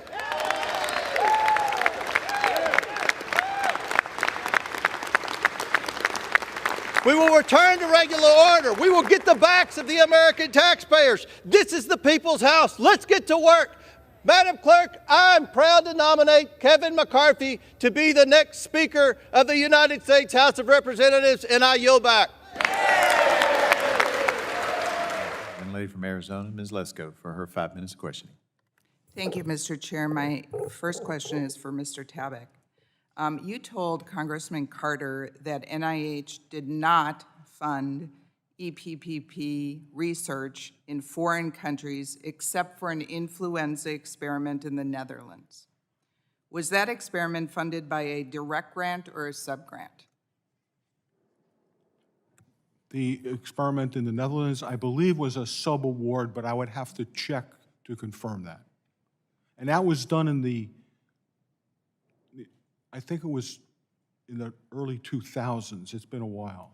Okay, and how then did the NIH know about the experiment as a sub-grant? It was approved under the then DIRC/P3CO framework, and we used the normal monitoring procedures for that, yes. In the case of EcoHealth in the Wuhan lab, the NIH was unable to get the records of a humanized mice experiment because the Wuhan lab, the sub-grantee, refused to provide this to EcoHealth. Given the failure of an NIH grantee to get lab records, there could be other cases where NIH can't get the lab records. Isn't that right? It's possible. As you know, that sub-award has now been terminated. They are no longer funded by NIH to do anything. So how can you state, how can the NIH know for sure that it hasn't funded EPPP when NIH can't be sure it can get the lab records of experiments funded by NIH? As a result of them failing to provide us with the adequate documentation, they no longer have any funding from NIH. The NIH funding, we approve what they are to do from their progress reports and from their publications. They have done what they said they would do. The work was commensurate with the modest sums of money that we provided to them. I don't know what other work they're conducting there. I guess what I'm saying is that if we couldn't get the reports accurately, how can you definitively say that there was no funding of this? And so anyway, I have another question for you. As the Vice Chair of the Oversight and Investigation Subcommittee and a member of the Select Committee on the Coronavirus Pandemic, I can't stress how inexplicable the failure, I believe, of NIH oversight on the EcoHealth Alliance grant is to me. In 2019, EcoHealth Alliance failed to submit a required annual report on the research it was conducting related to the emergency of the bat coronavirus. The 2019 progress report was due by September 2019. The COVID-19 pandemic began late 2019.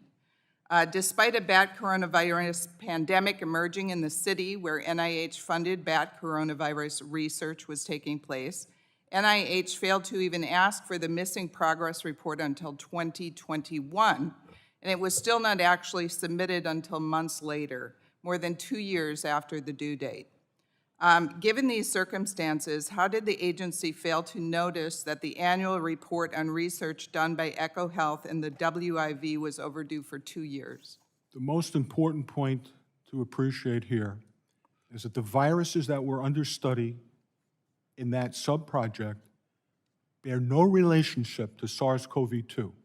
They are genetically distinct. They are absolutely unrelated to SARS-CoV-2. That's the most important thing to understand. As far as the administrative And how do you know oversight, that for sure, sir? by looking at the phylogeny by looking at the genetic sequence. It would be equivalent to saying that a human is equivalent to a cow. That's how distant the sequences of the bat viruses that they were using in this work were to the actual SARS-CoV-2. Now, the administrative overlap, the administrative issues, we concur with that. We concurred with the oversight report. We have taken steps to redress those administrative issues. Thank you. I have only 13 seconds left, so I will yield back.